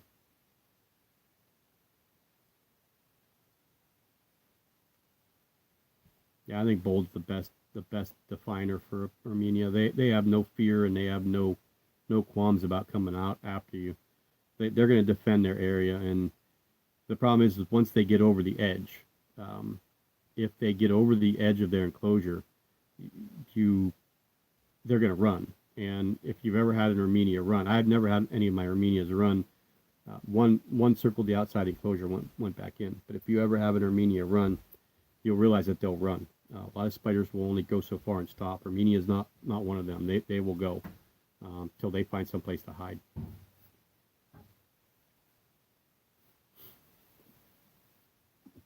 Yeah, Tracy, mine was huge too for a long time. I mean, I had a notebook that I would be writing down, and you know, this is before Pulp Friction started, you know, selling, and you know, dealing a lot with fear not tarantulas. And I'd look there, and I'd look at, you know, Pet Center USA, what Paul Becker had, and then Kelly Swift and JR's inverts, and then Ken the Bug Guy. I was going over their lists all the time, and then they, you know, something new would pop up. I'm like, oh man, I need to have that, and I'd have to redo the list because I was kind of anal with alphabetizing those things. I need them to be in alphabetical order. I'm not anal with most anything, and I don't have OCD, but for some odd reason, my lists need to be in alphabetical order. Even when I do like separate lists, like, you know, I have a list of all my African species. If I get something new and there's no space for it, I have to rewrite the whole thing. That's just the way I am. But yeah. So yeah, my list was pretty big, and then I started getting some of the things that I wanted, and you know, again, I'm at that point now where I've been doing this for such a long time that I don't need to have the variety that I have. I don't even think my channel needs to have it. I think it's going to be. I think the channel's going to be really cool with the Chilobrachys and the African species, and then a handful of other stuff. Of course, the Brachypalmas, Sericopalmas. That stuff is going to keep people interested. But I think that the African draw here, you know, with mine, and then, you know, doing a lot of information on those is going to be big. And I want to make it so people don't think that OBTs and Pteranachilus are as bad as what they really are. That's my main goal with them, is to prove that these things aren't monsters and that they're not going to come after you and want to eat you. Because every time you hear somebody talk about them, that's what you hear. You hear people wanting, you know, saying, oh, you know, OBTs, they just want to run and they want to eat me and they want to do this, and in reality they just want to hide. So that's kind of, you know, one of my goals with doing the African stuff is just to, I'm not going to hold them or handle them or stick my hands in there, but just to prove to people that they're not the monsters that everybody thinks they are. Oh, she's got Sanderi female for $1.50. He doesn't have slings, just the female. I knew he was getting some adult females. The problem with Sanderis, we don't even know if they're true Sanderis, so that's the problem. You know, I mean, if he got them as an import and they were his imports are probably usually spot on. So maybe that's actually a sand area. We don't know that mine is. We believe because it was bred from someone that does a lot of African breeding over there. When it came in as an import, and I got it from Pelp. So we're kind of leaning that my sand area is a true sand area, and of course my Brachycephalus are actually true Brachycephalus, not the hobby form Brachycephalus. So not quite sure what the difference is between the two, but I was sure that these two are true Brachycephalus.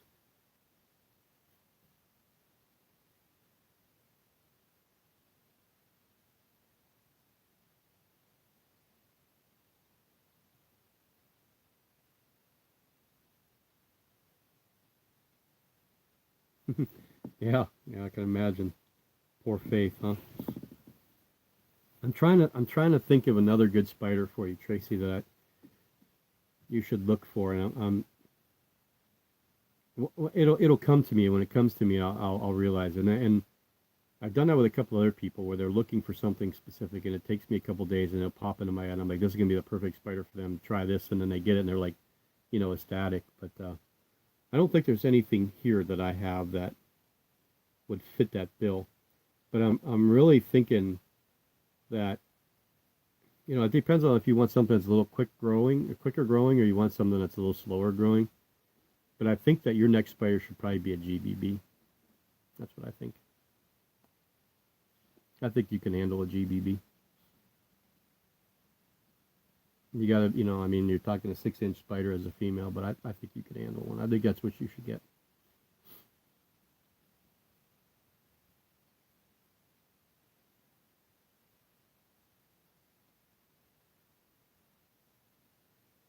Yeah, thanks for joining, Marina. I'm gonna be off here pretty soon too. So, thanks for joining in. I appreciate it.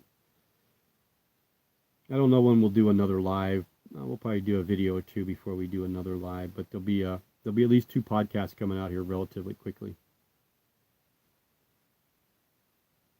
So if you guys don't know, if you guys don't follow me on Instagram, go hit me up on Instagram. That's where most of my pictures are going now, and I put them on the Translate community every now and then. But trying to feature some stuff on Instagram and work through Instagram. There's no drama there whatsoever. That's what I like about Instagram. It's pictures, people like them, people comment, and that's it. There's no questions. There's no this or that. You can help some people now and then. I mean, I've commented a few things.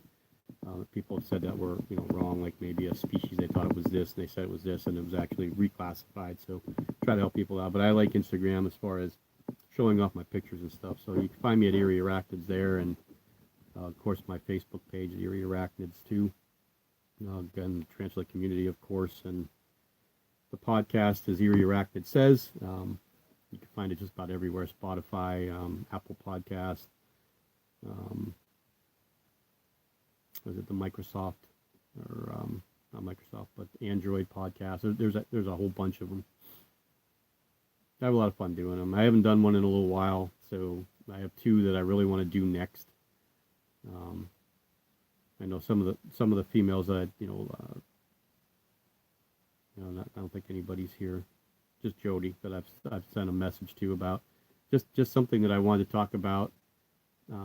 That's geared to females from a male perspective, trying to shed some light on a touchy subject. And I mean, I could talk about it because I don't think it's really all that bad, but what I found, and I found this a few times on our group, that you'll have a male that is asking a question or making a comment, and you'll have a female respond to that comment or give them advice, and they just flat out will either ignore them or make them feel like because they're females they don't know as much as anybody else. There was one person in particular, and I actually did an experiment. I had one of the females respond with the information that I gave them to this person, and he flat out ignored them.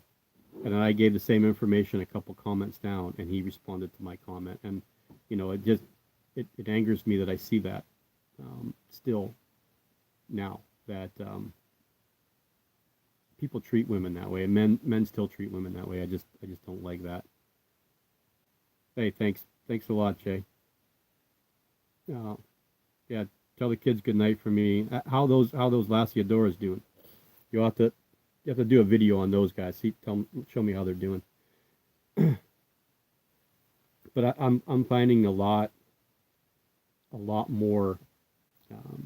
It's more prevalent, and I'm seeing it on Facebook too, and not Facebook, well, Facebook, but I mean in YouTube too. And you know, I think that by getting some of the information that I've already got from some of the women that I think are, you know, more recognizable as YouTube figures and more recognizable in the hobby as far as the groups are concerned, and some of the other things that are going on, that the information I've got so far has been pretty solid. I think I got a pretty good foundation to, you know, of course, throw my perspective in being a male, and but I think one of the biggest figures that, and I know she's going through such a rough time, and I feel so bad for her, but Amy Salinas is just a probably the strongest female figurehead in the hobby as far as I'm concerned. You know, that everybody respects her, everybody listens to her, and I see some people on YouTube that do some things, you know, as females that you know, maybe just to get views or whatever, but I also feel that some women get comments that they don't deserve, you know, because of the way that they're dressed, and I don't think that a female should have to worry about the way that they're dressed to get comments that they get, you know. And I know I talked to two female YouTubers already that say that they specifically make sure that they don't show anything from the collarbone down. They dress very conservatively. They don't want any part of their body in there because the comments that they get, and still getting comments that they should show some of that stuff, you know, that they want to see more of them overall, and it's just wrong. It's ridiculous that women have to feel that uncomfortable in every aspect of different things. You know, they're made to be lesser as hobbyists and keepers, and less knowledgeable, and, you know, looked at more of, again, men are visual people, you know. I mean, I'm not going to deny I'm a male, so men are visual creatures, and, you know, we see things first before we hear things, and that's the problem. And, you know, women play up to that, don't get me wrong. I mean, you can go on YouTube and you look up all kinds of crazy things that women do.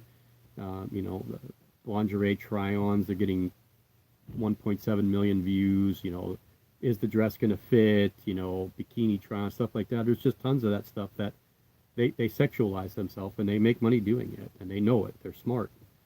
But, you know, in hobbies like this, that's not what women are trying to do. But it almost seems like men try to force them to do that, and it's just wrong. So I want to do a podcast about all that, kind of talking about some of this stuff. So maybe you guys you'll enjoy that. Yeah, maybe I won't do it the justice that I think it needs to be done, but I'm gonna try my best anyway. Yeah, Allie too. I mean, there's other ones too. I mean, don't get me wrong.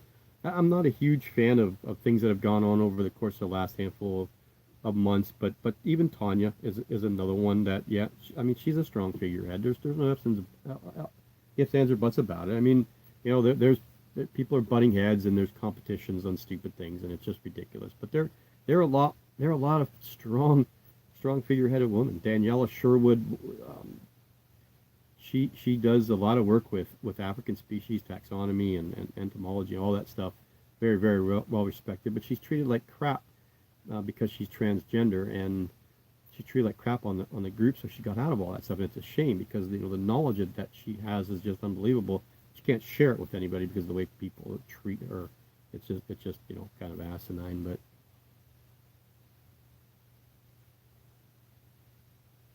yeah, I mean, I get it, Zena. That's just men. Men are stupid. I mean, we're all stupid, and you're not going to get a female, you know, commenting on your channel saying, hey, I think you should show a little bit more cleavage. You're not going to get that. You're going to get stupid men that do that. And it's, again, men see with that. So I could mute the television, and just being a man, I mean, men are attracted to physical features of a woman. It's just the way it is. And you can mute it and watch women, and you know, well, that's real nice. But when you can close your eyes and you can listen to a woman talk, and you can understand that they know what they're talking about, is I think just as attractive as anything else. Twitch is terrible, and that's where a lot of that's brought on to, you know. I mean, trust me, I'm not a woman, but if I was, and I had the assets, I would use them, you know, because it's easy, you know. You can make money doing it easily just by showing a little bit of cleavage. What's the big deal, right? Um, but men shouldn't make those comments that to make women feel uncomfortable doing what they're doing. Well, we'll just grab somebody out of the blue here. Well, let's just say Shanti. Shanti's about my age. She shouldn't feel uncomfortable wearing anything that she wants to wear without someone commenting and saying, "Oh, I saw some of your, you bared your chest a little bit today, or you were wearing something low cut, or I like your hair, or whatever it may be." That's an uncomfortable situation for a woman. Now, if a woman says that to a woman, it's different because they feel it's a compliment or, something else. When a man does it, it's more threatening. Not that it's threatening that they fear for their lives, but it's like undertone and laced and I didn't understand a lot of this stuff till I talked to some of these women over the course of the last 3 or 4 days, and some of the information I'm getting is really really appalling, to be honest with you, because I didn't know a lot of stuff went on because I don't do that, so you don't really know, but it is pretty bad. Oh, look, there's Andy.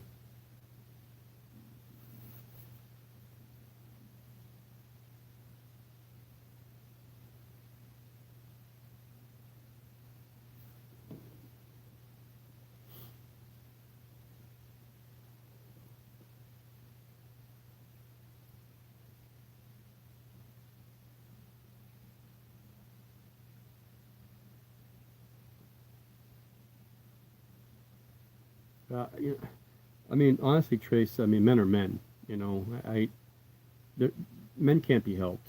It's just the way that we're wired. It's women don't understand men any more than men understand women, and I think actually women are more complex because they're more emotional and trying to understand. I mean, even to this day, my wife will be like, "We've been married for 22 years, and you don't know this by now," because you just don't. It just gets put out of your mind because you take things for granted. You become complacent or stuff like that. But men are men. They're always going to be men. And from the minute that testosterone begins in a male, the visualization and the sexual attraction to a female is intensified, and it doesn't go away. I mean, it doesn't go away. It's just how you deal with it, how you handle it. And some men can't. They just feel like they're better than women, and women are subservient, and they're the lesser sex of the two, and it's just the farthest thing from the truth. There are so many intelligent women that don't get an opportunity to show their intelligence because of the way that they're talked to, and I think it's a shame.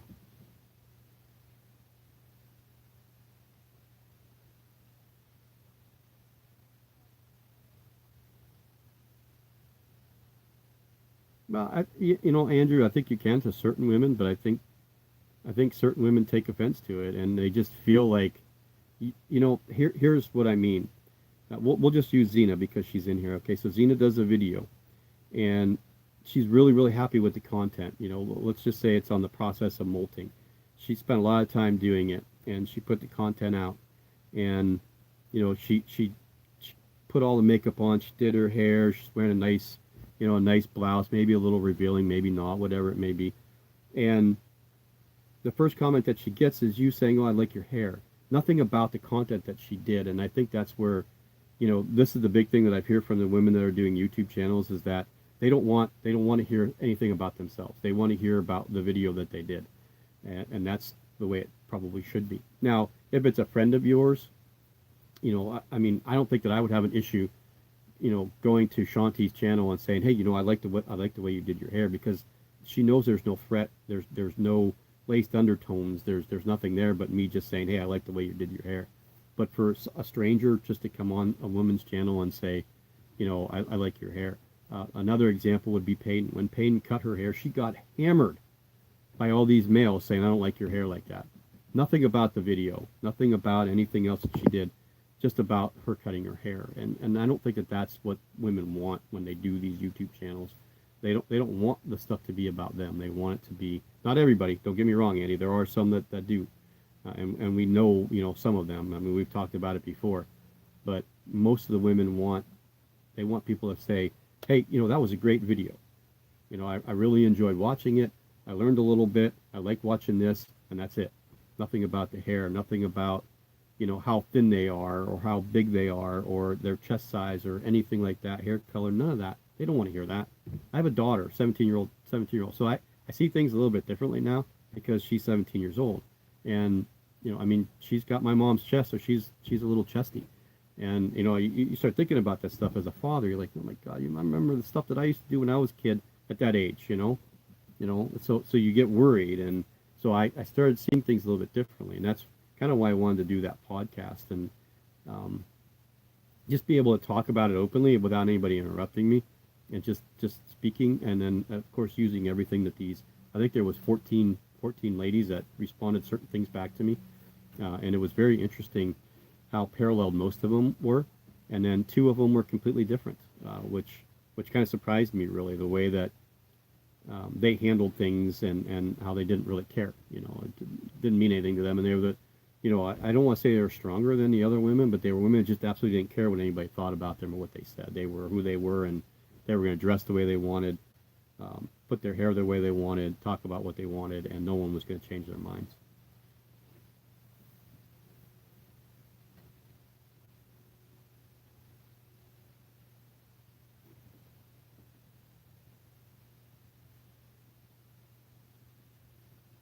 Yeah. Now, see, that's the thing, Lori. I mean, as a stranger, if I'm watching your channel and I have never commented before, I watch 4 or 5 videos, and then all of a sudden you cut your hair, and the first thing I ever comment is, "Well, I liked your hair better this way." That would be, you would be thinking to yourself that he's checking me out, because all he noticed was my hair. Now, if my wife went and got her hair cut and she came home and I'm like, "Hey, I really like what you did with your hair," that would be huge because I noticed that she got her hair cut. You know what I'm saying? So it's a big difference between a stranger doing it and somebody that you know. So again, there's people that I think I could compliment on their looks as far as the females that are in YouTube that I'm friends with. Um, you know, uh, that they would never feel threatened and they would be okay with that. Um, there's a couple of them that wouldn't. They don't want that at all. Period. They don't want it. They don't care what. They don't want to know anything about what they look like. They want you to appreciate the content that they put out.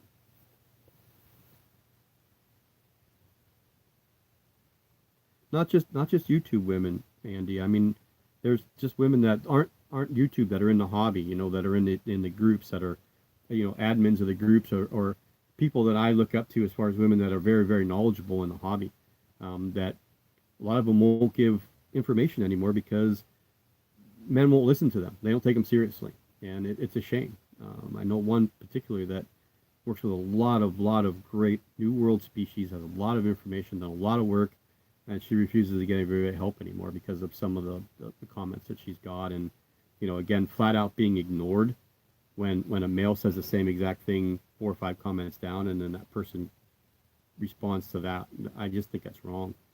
It's almost like when she said it, it wasn't good enough, but when he said it, oh, it makes more sense now because he said it, not her.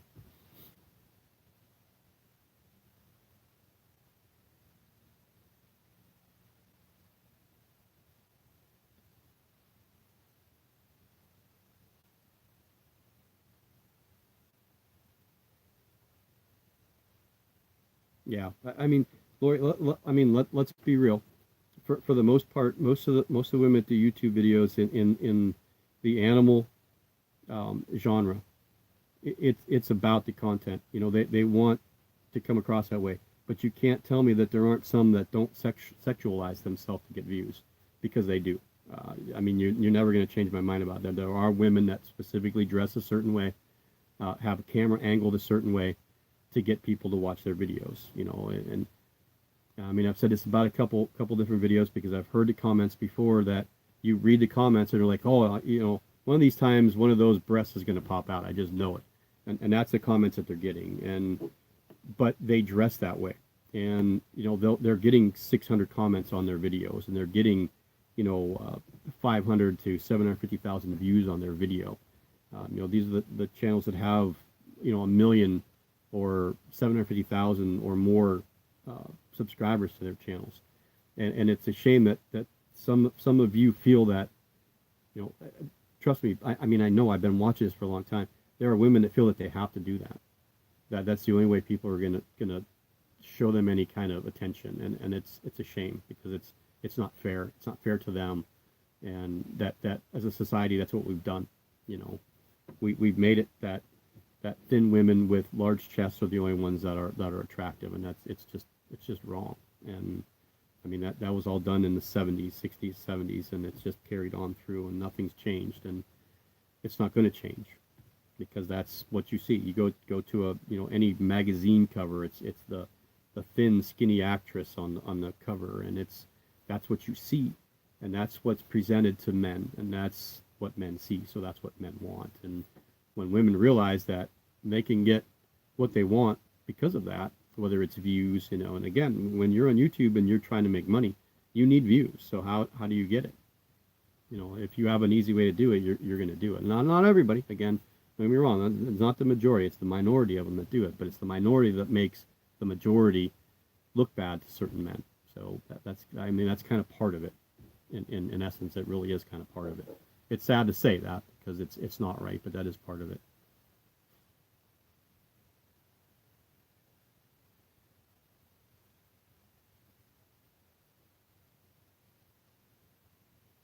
Yeah, and Zena, you know what?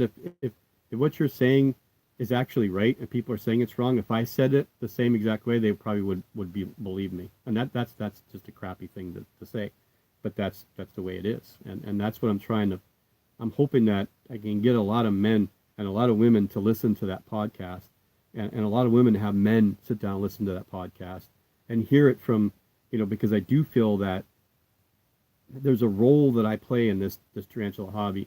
I'm not a celebrity. I don't want to be a celebrity, but being an administrator of one of the new large groups, being on YouTube, doing the podcast, there's a certain respect that people give me, whether it's earned or it's not earned, I don't know, but people listen to me, and that's why I decided I think that I would be a good person to raise this platform. And a couple other people that I talked to that are very, very influential women in the hobby said, this is absolutely right up your alley. So hopefully, that'll change. I'm not going to say it's going to change overnight, but if I can change 10 people's minds, then we're 10 people closer to, getting back to where an even keel is where we want to be.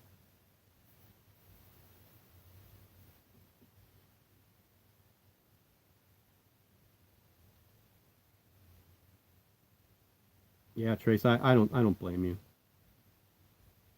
I mean, because in essence, it really, I mean, looks are superficial, and it's the person inside, the type of person that you are is really the important thing. I can't believe we've been doing this for 3 hours and 7 minutes already. But yeah, I'm actually having a lot of fun right now.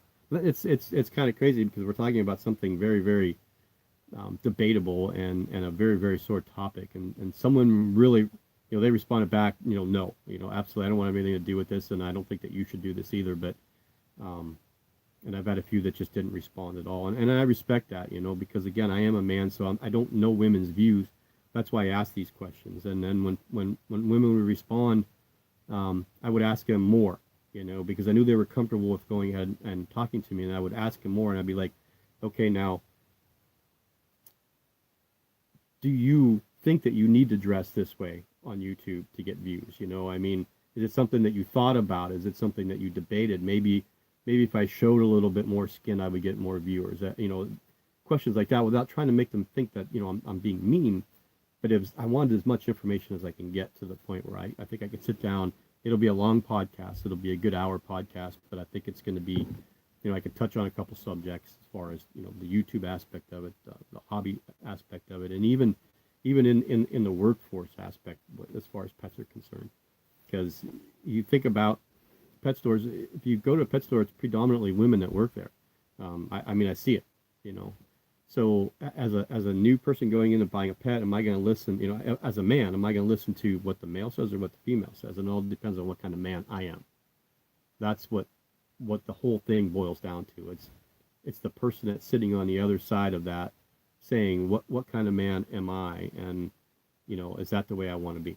Am I going to be the man that only listens to men and don't want to listen to women because maybe that's the way I was raised? Or a lot of it has to do with that, and hopefully our generation is a generation that'll try and get rid of that, with our kids.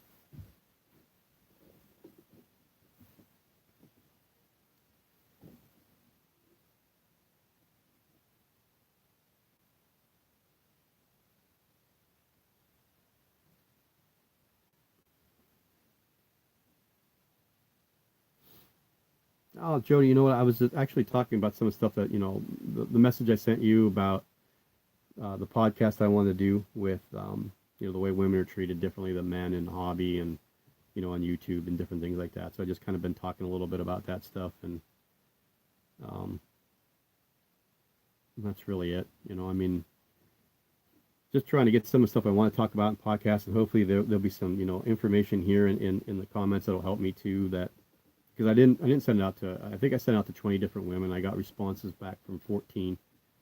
Two that said absolutely not. I don't want anything to do with it, and you shouldn't do it either. And then I think 4 or 5 of them that just didn't respond. So I take that as they don't want to, be involved with it whatsoever. And again, I don't want to use anybody's names in the podcast of who I talk to. It'll be very generic unless those people said absolutely you can use my name. I don't really care. And I think there were 2 or 3 of them that said absolutely you can use my name. It's not that big of a deal. So.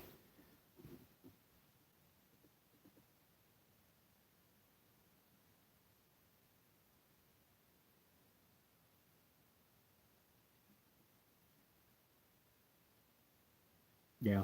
Again, there's just some stupid comments that people make, and maybe people are trying to do small talk in essence, and it's funny because I don't ever have to worry as a male. I don't have to worry about opening up my mailbox or my comments and worry about a comment that I feel threatened by, and I don't think that you women have that same luxury. Um, I know I've talked with this, with Kat about this before, and we disagreed on a few things and agreed on a lot of things, but she had mentioned that sometimes you don't have to worry about walking down the street and feeling comfortable as a man as you do as a woman. Like, what's this guy looking at me like that for? Or you're walking down a hallway in an apartment and there's a guy there just sitting there. You kind of feel a bit more uncomfortable. Men generally don't have to feel that, so we don't really know, and that's the big thing, is that we can't experience it, so we don't know unless we're told, and unless women can explain things to us that way, we can't rationalize it. So when I started seeing this, again, and I did experiments on Tarantula Community Facebook group, I did a couple experiments there, and everything that I did experiment-wise came true to exactly what I thought it was, and it was very disheartening to me, really, to be honest with you. And it was one of the people that commented quite a bit on our group that would ask a question, and you'd get 2 or 3 females that would answer that question and answer it exactly perfectly right, and he wouldn't say a word to them. And I started seeing that, and then one of the other guys would say something, and he would respond to him. So what I did is I had a couple females respond to a comment that this guy made, and then see what he said. And then I said the exact same thing, word for word, as the first person that I told to say this exact same thing. I mean, word for word, the exact same thing. And he responded to me, I appreciate your effort and your time. Thank you. And I said, well, what was wrong with the 3 people above me? And he didn't comment anymore.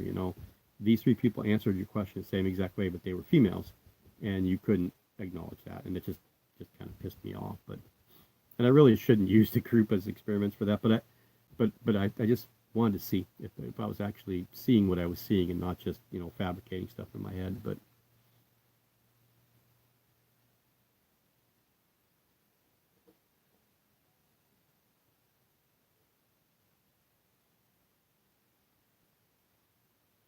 yeah, Andrew, women can be just as mean as men, especially in groups. I think they could actually be worse than men, to be honest with you. It's no, it's not just a woman thing. It's not, but we're seeing it, and in this aspect here, as far as the hobby's concerned, we don't see that. The men don't see that. You're not getting comments. I mean, let's put it this way, Andrew. If a woman commented on your video and said, "Hey, I really like your hair, and your shirt was really doing it for me today," that would be a compliment to you. But make yourself a woman and have that as a man say that same or same thing to you. It's not the same. It's a little bit different. So again, the way we perceive things is differently than the way women perceive things, and the way we hear things or see things or rationalize things are, again, completely different. It's like women use the right side of their brain and men use the left side of their brain, and there's no way to interact those two, and trying to get them to come together is difficult. I mean, that's just a stupid rationalization, but That's how I kind of explain it. That's how I explain it to my daughter. The way men see things are not the same thing that you see things. When you have a boyfriend or you're married and you want something from your husband, or you need something, then you ask him. If you ask him, he will do it because he loves you. Don't expect him to know it because he can't. He can't know what you're thinking, and I think that's unfortunately for you women, and this may sound bad, but I think that's one of your biggest downfalls is that you guys think that we know what you're thinking, and we can't. We can't at all.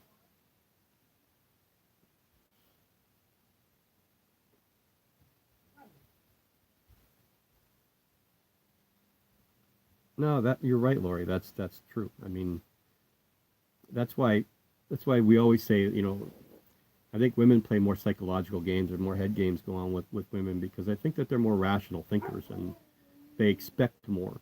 And I'm not saying that they shouldn't, but I think if you lowered your expectations of what you expect from your mate or your boyfriend or whatever, uh, not that you should have to, but you know what I'm saying.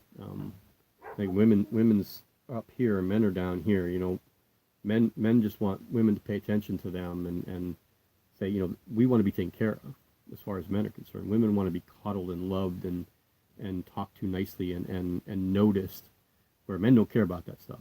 You don't have to notice me. You know what? I'm gonna go watch football. You don't need to watch me watch football or whatever. Just when I want to go to a movie, I want you to say, okay, yeah, let's go watch a movie. But that's just men and women. I've been married for, we're going on 1996 we got married, so this will be 23 years for us, and I don't think that we've learned a thing about each other in 23 years. There's things that I think that she should know about me that she doesn't, and there's things that she thinks I should know about her that I don't. That's just the way it is. Yes, and you're absolutely right, Lori. Everybody has a choice, and if you sit back and think before you talk, that would change a lot of things. And I just don't think that women should get those kind of comments on their YouTube videos. It's just not right, unless that's what they want, and I don't know. Again, I still do think that there's some YouTube channels that are even tarantula related that dress certain ways because they feel that they have to, and it's a shame. And then they dress that way. They get comments. They don't like the comments, but they don't change the way that they dress, and they shouldn't have to. Don't get me wrong. They shouldn't have to. You should be able to dress however you want to, and look however you want to. If you want to do your hair and put on your makeup and everything like that, that is absolutely 100% a woman's right, and we should never ever say that you can't do that stuff.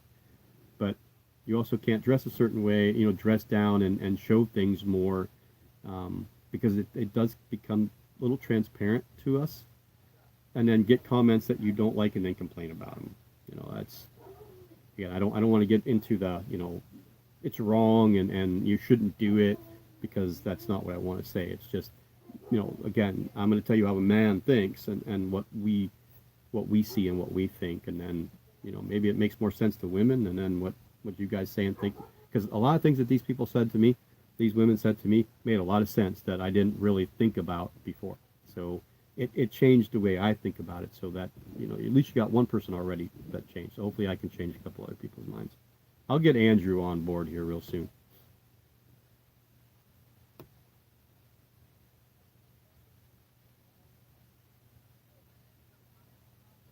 Oh, I can only imagine, Andrew. I can only imagine.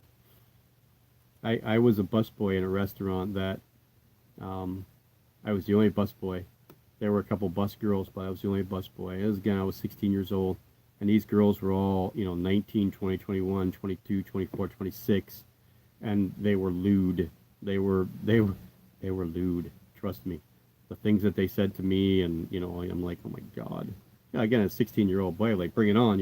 Let's see. But yeah, when women get together and they feel empowered in numbers, they'll more apt to act a different way because they feel more secure. And that's what I'm trying to get across. When they're by themselves, they're singled out, and they're taught to a certain way, they lose their security. They're blanket of other females around them that help them. Um, I mean, why else do you think that women go to bathroom in pairs when you go to a bar?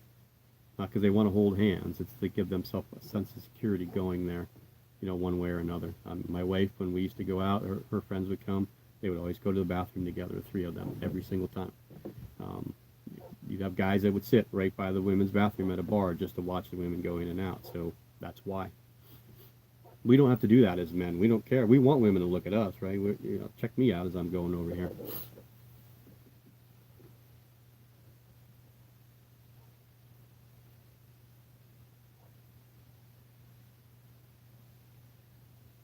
Oh, my wife will tell you that women are worse than men when it comes to talk like that. She'll flat out tell you. I mean, when we go to the bar and I'd be with them three, the things that they would say, just, I mean, just the shock, unbelievable. I'm like, women actually talk this way, but yeah, they do. But again, it's more in pairs and or multiples. It's they're never going to talk that way when they're by themselves. And most of them. I mean, you may have some women that are absolutely 100% secure with saying anything they want to, but generally, it's going to be in groups where they're a little bit more secure about everything.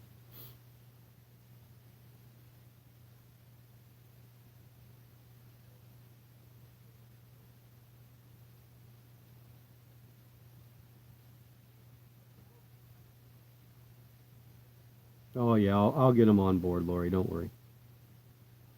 Andrew always agrees with me, just like I always agree with him. We've had many a talk like this, haven't we, Andrew? This certain topic itself, and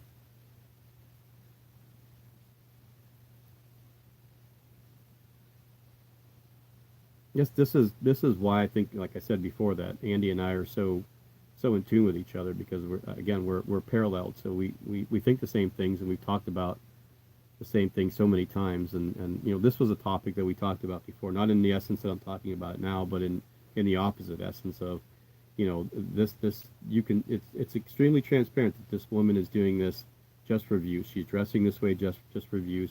She's getting comments that she doesn't like, and then she throws a fit about it, and then she's getting more attention from a bunch of other people.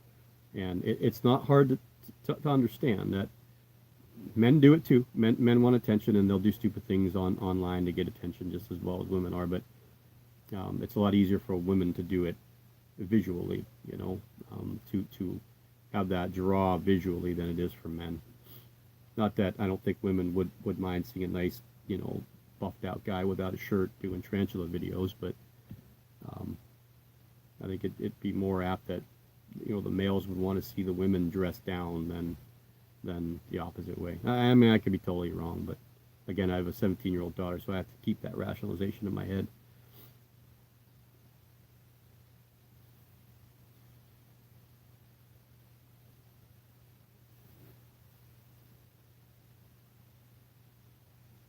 Yeah, you know what? I'll be honest with you. There's things that some women have said. There's even a couple things that you've said, Jody, that made me kind of feel just a little bit uncomfortable, and because I don't.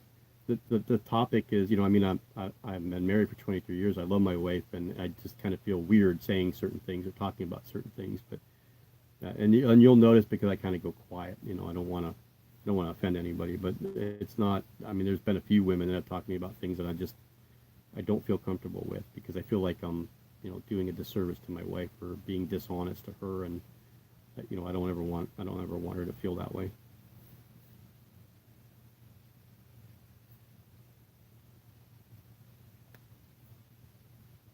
Yeah, maybe I'll work out a little bit and try that out this summer.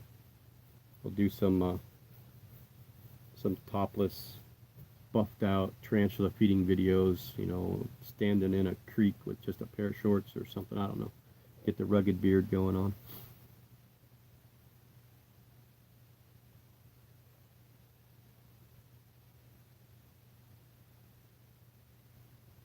I believe it, and Reese probably didn't have a problem with it. Probably didn't have a problem with it whatsoever.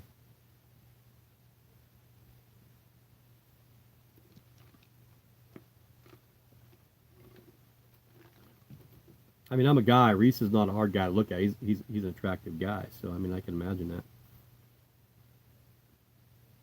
Yeah, Lori, that'll never happen. I'm too old to get in shape. I'm at that point now where so much hurts on me that I can't do certain things that I'm in shape, and that shape is as round as what I am right now, and that's going to be the shape that I am.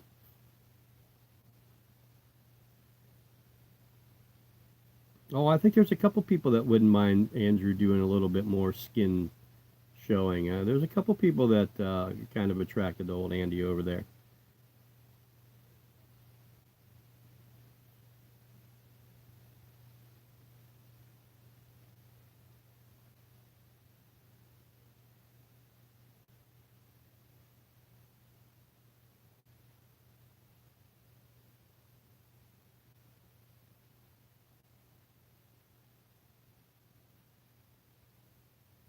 Andrew, when I got married, now I'm 5'7", just a little bit over 5'7", so I'm not a very tall person. Oh, well, I'm not tall at all, really. And my wife is just maybe right around the same size as me, maybe a half inch taller than me. When I got married 23 years ago, I was 124 pounds. I wore a size 27 waistline. Um, I don't even want to tell you what I'm at now.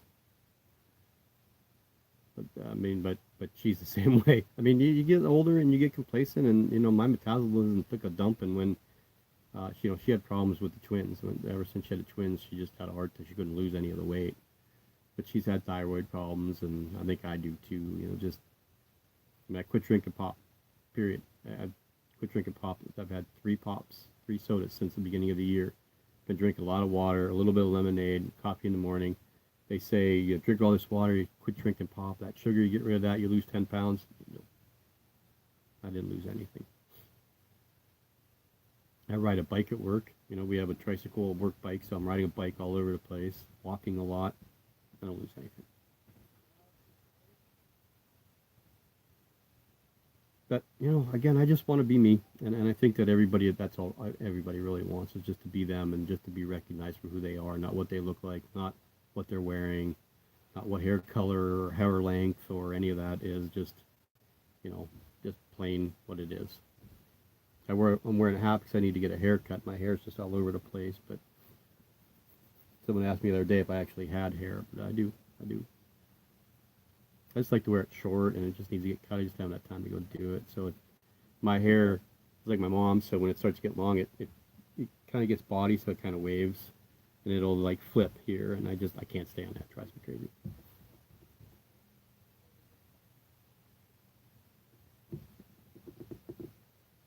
Yeah, I don't know. Maybe I just need more time, for it to go. But I still have a problem with eating a handful of M&Ms every day, and I have to have a little bit of chocolate. I'm not a chocolate fan, but I have to have something sugary every day, and whether it's a couple cookies or it's Pop Tart or something like that. But I do still that.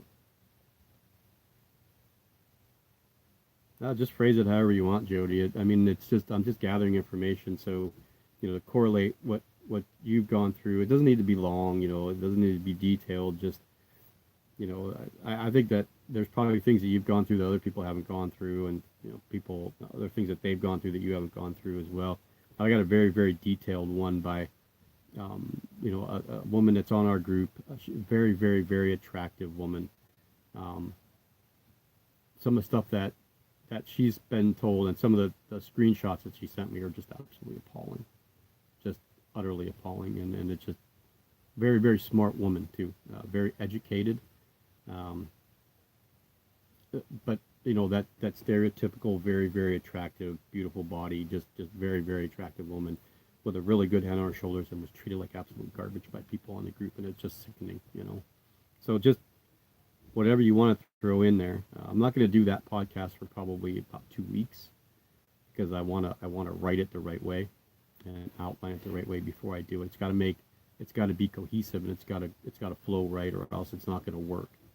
I don't want it to be forced. I want to just talk, and I don't want to skip things and go back to things. It's got to be done the right way. So any input that you have that can be added to what's already given to me, or things that you've gone through or heard that that I haven't had or seen yet.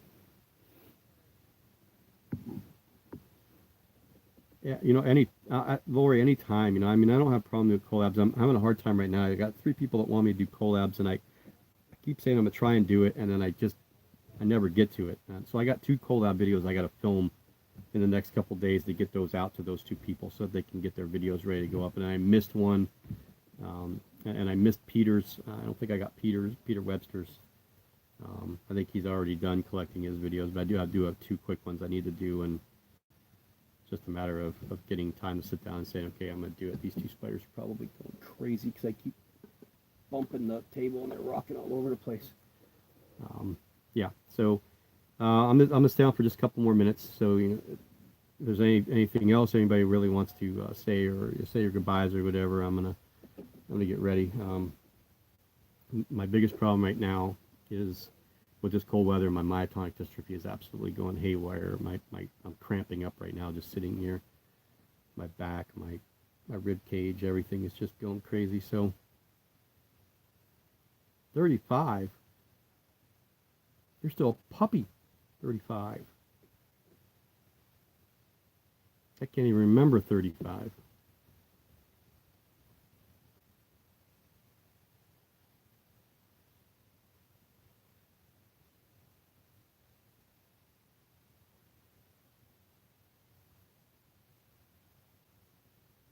Yeah, I have something I want to do with Tom Moran, as far as the collab is concerned. Andy and I got to do something. We just haven't figured out what it is that's gonna suit the two of us the right way. We haven't talked about it in a little while, but yeah, we're 40. That's still a puppy too. I'm gonna be 50.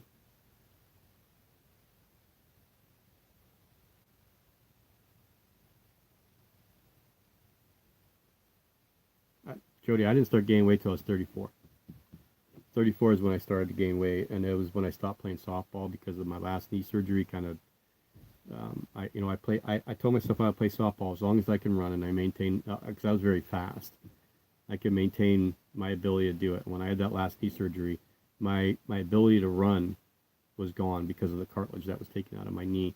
That knee just does not respond like you need to when you run. So I gave up bowling. I gave up softball, and ever since then it just, I mean, I played on 2 softball teams and I bowled twice a week, pretty much all year. And we played darts. We were in a dart league, so we were constantly doing something. But ever since that 34 is when that was it.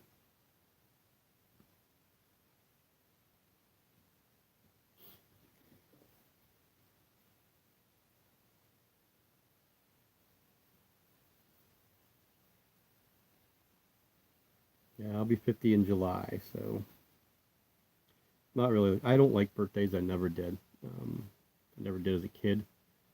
I don't know. I guess because I was so introverted, I just didn't like the attention. That's just not me. I don't like to be the center of a bunch of things. I mean, I like doing stuff like this, people talking to me, but I just feel like we're all in a room talking to each other. It's not like I'm the important person and everybody else is lesser than me. But I never really liked birthdays, and this one's gonna be a tough one for me. I don't really want to go through this one, so.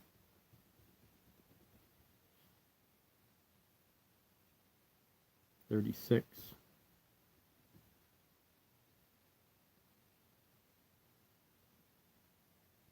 Yeah, I don't know why. I mean, Andy's a good-looking guy. People love his hair, right? You guys love his hair. Don't tell me you don't love his hair. I love his hair.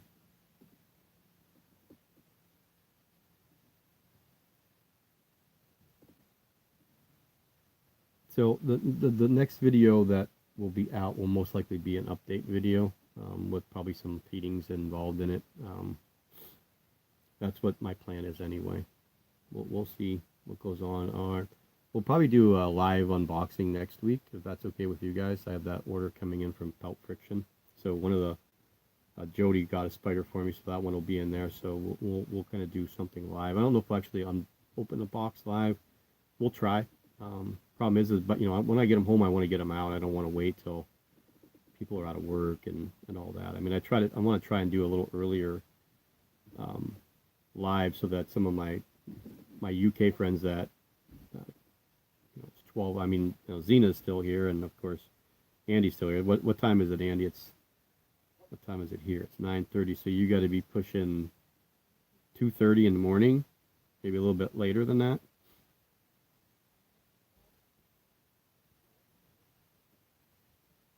You probably would, Jody.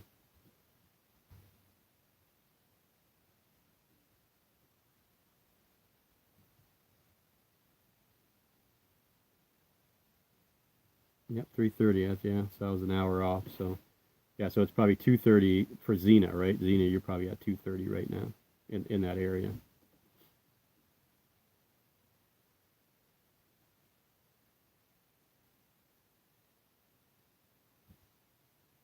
See, see, Andy, I told you.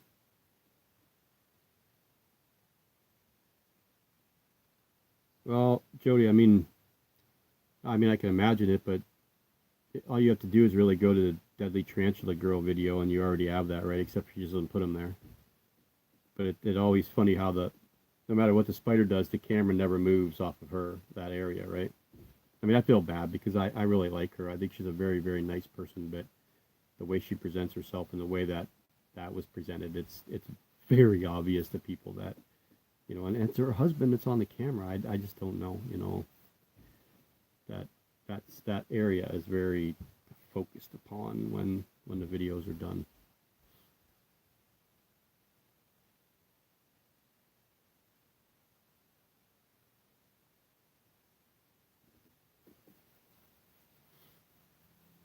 Yeah, I enjoy it too, Lori. I mean, everybody's complimented. They say I should do at least one live video a week. Do one video and then one live feed, and I think people would be happy with that. But I need to do some video work, and I mean, like I said, my goal would be to be around 3,500 subs, and that would increase my views. But the people tell me just to quit thinking about subs, quit thinking about views, just do the stuff that you like, and I really enjoy doing this. So I didn't think I ever would. I said before, I mean, Andrew could probably attest to it. I said I'd never do live because I didn't think my internet could handle it. But I've told other couple people, I said you should do live, and I said no, that's just not me. I don't want to do live stuff. It's being in here and then have to worry about what they're doing out there. I don't want to have to make them be out of their realm because I'm in here doing a live video. But everything seemed to go pretty good.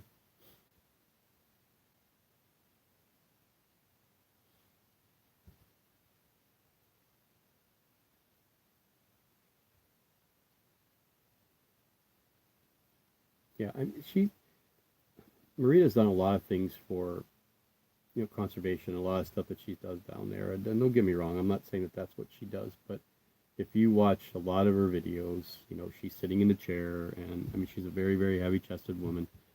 So when she has spiders in front of her, and the spiders are moving off film or off camera, the camera doesn't move, and just the way that where she sits, and it's almost like it's deliberate. It looks very deliberate anyway. I mean, I don't know anybody that would say it's not deliberate. You know, she's got her fans that say, "Oh, you shouldn't be worried about that stuff," and you shouldn't. But I mean, when that's the focal point of the video, really. At least the backdrop of the video, I should say. That's the part about her channel I dislike the most, Andrew, is that her thumbnails had a very misleading tone to them. So her thumbnails would be something, and the way she phrased her titles of her videos had nothing to do with her videos. That was a big problem with a lot of people, that she lost a lot of subscribers because of that for a long time.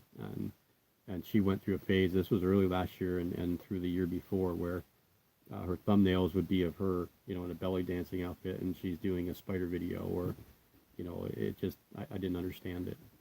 I mean, I always say I think the thumbnail should be about what the video is. You can title it whatever you want, catchy titles, however you want to be. I mean, like you did with the, whatever that one species that you have that's not on YouTube. I mean, I can do that now with a couple spiders here because there's no videos on the Marinus Kigoma or the Mozambiques or some of the ones I have coming in.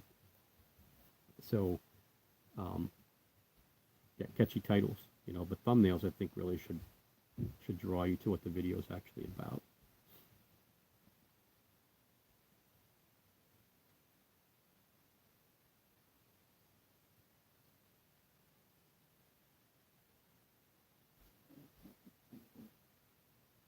Yeah, I mean, we talked about that already, a while ago. It's just, I think that if you want the channel to be about your spiders and your content, then it needs to be about your spiders and your content. I don't think any of that other frivolous stuff should be added into there.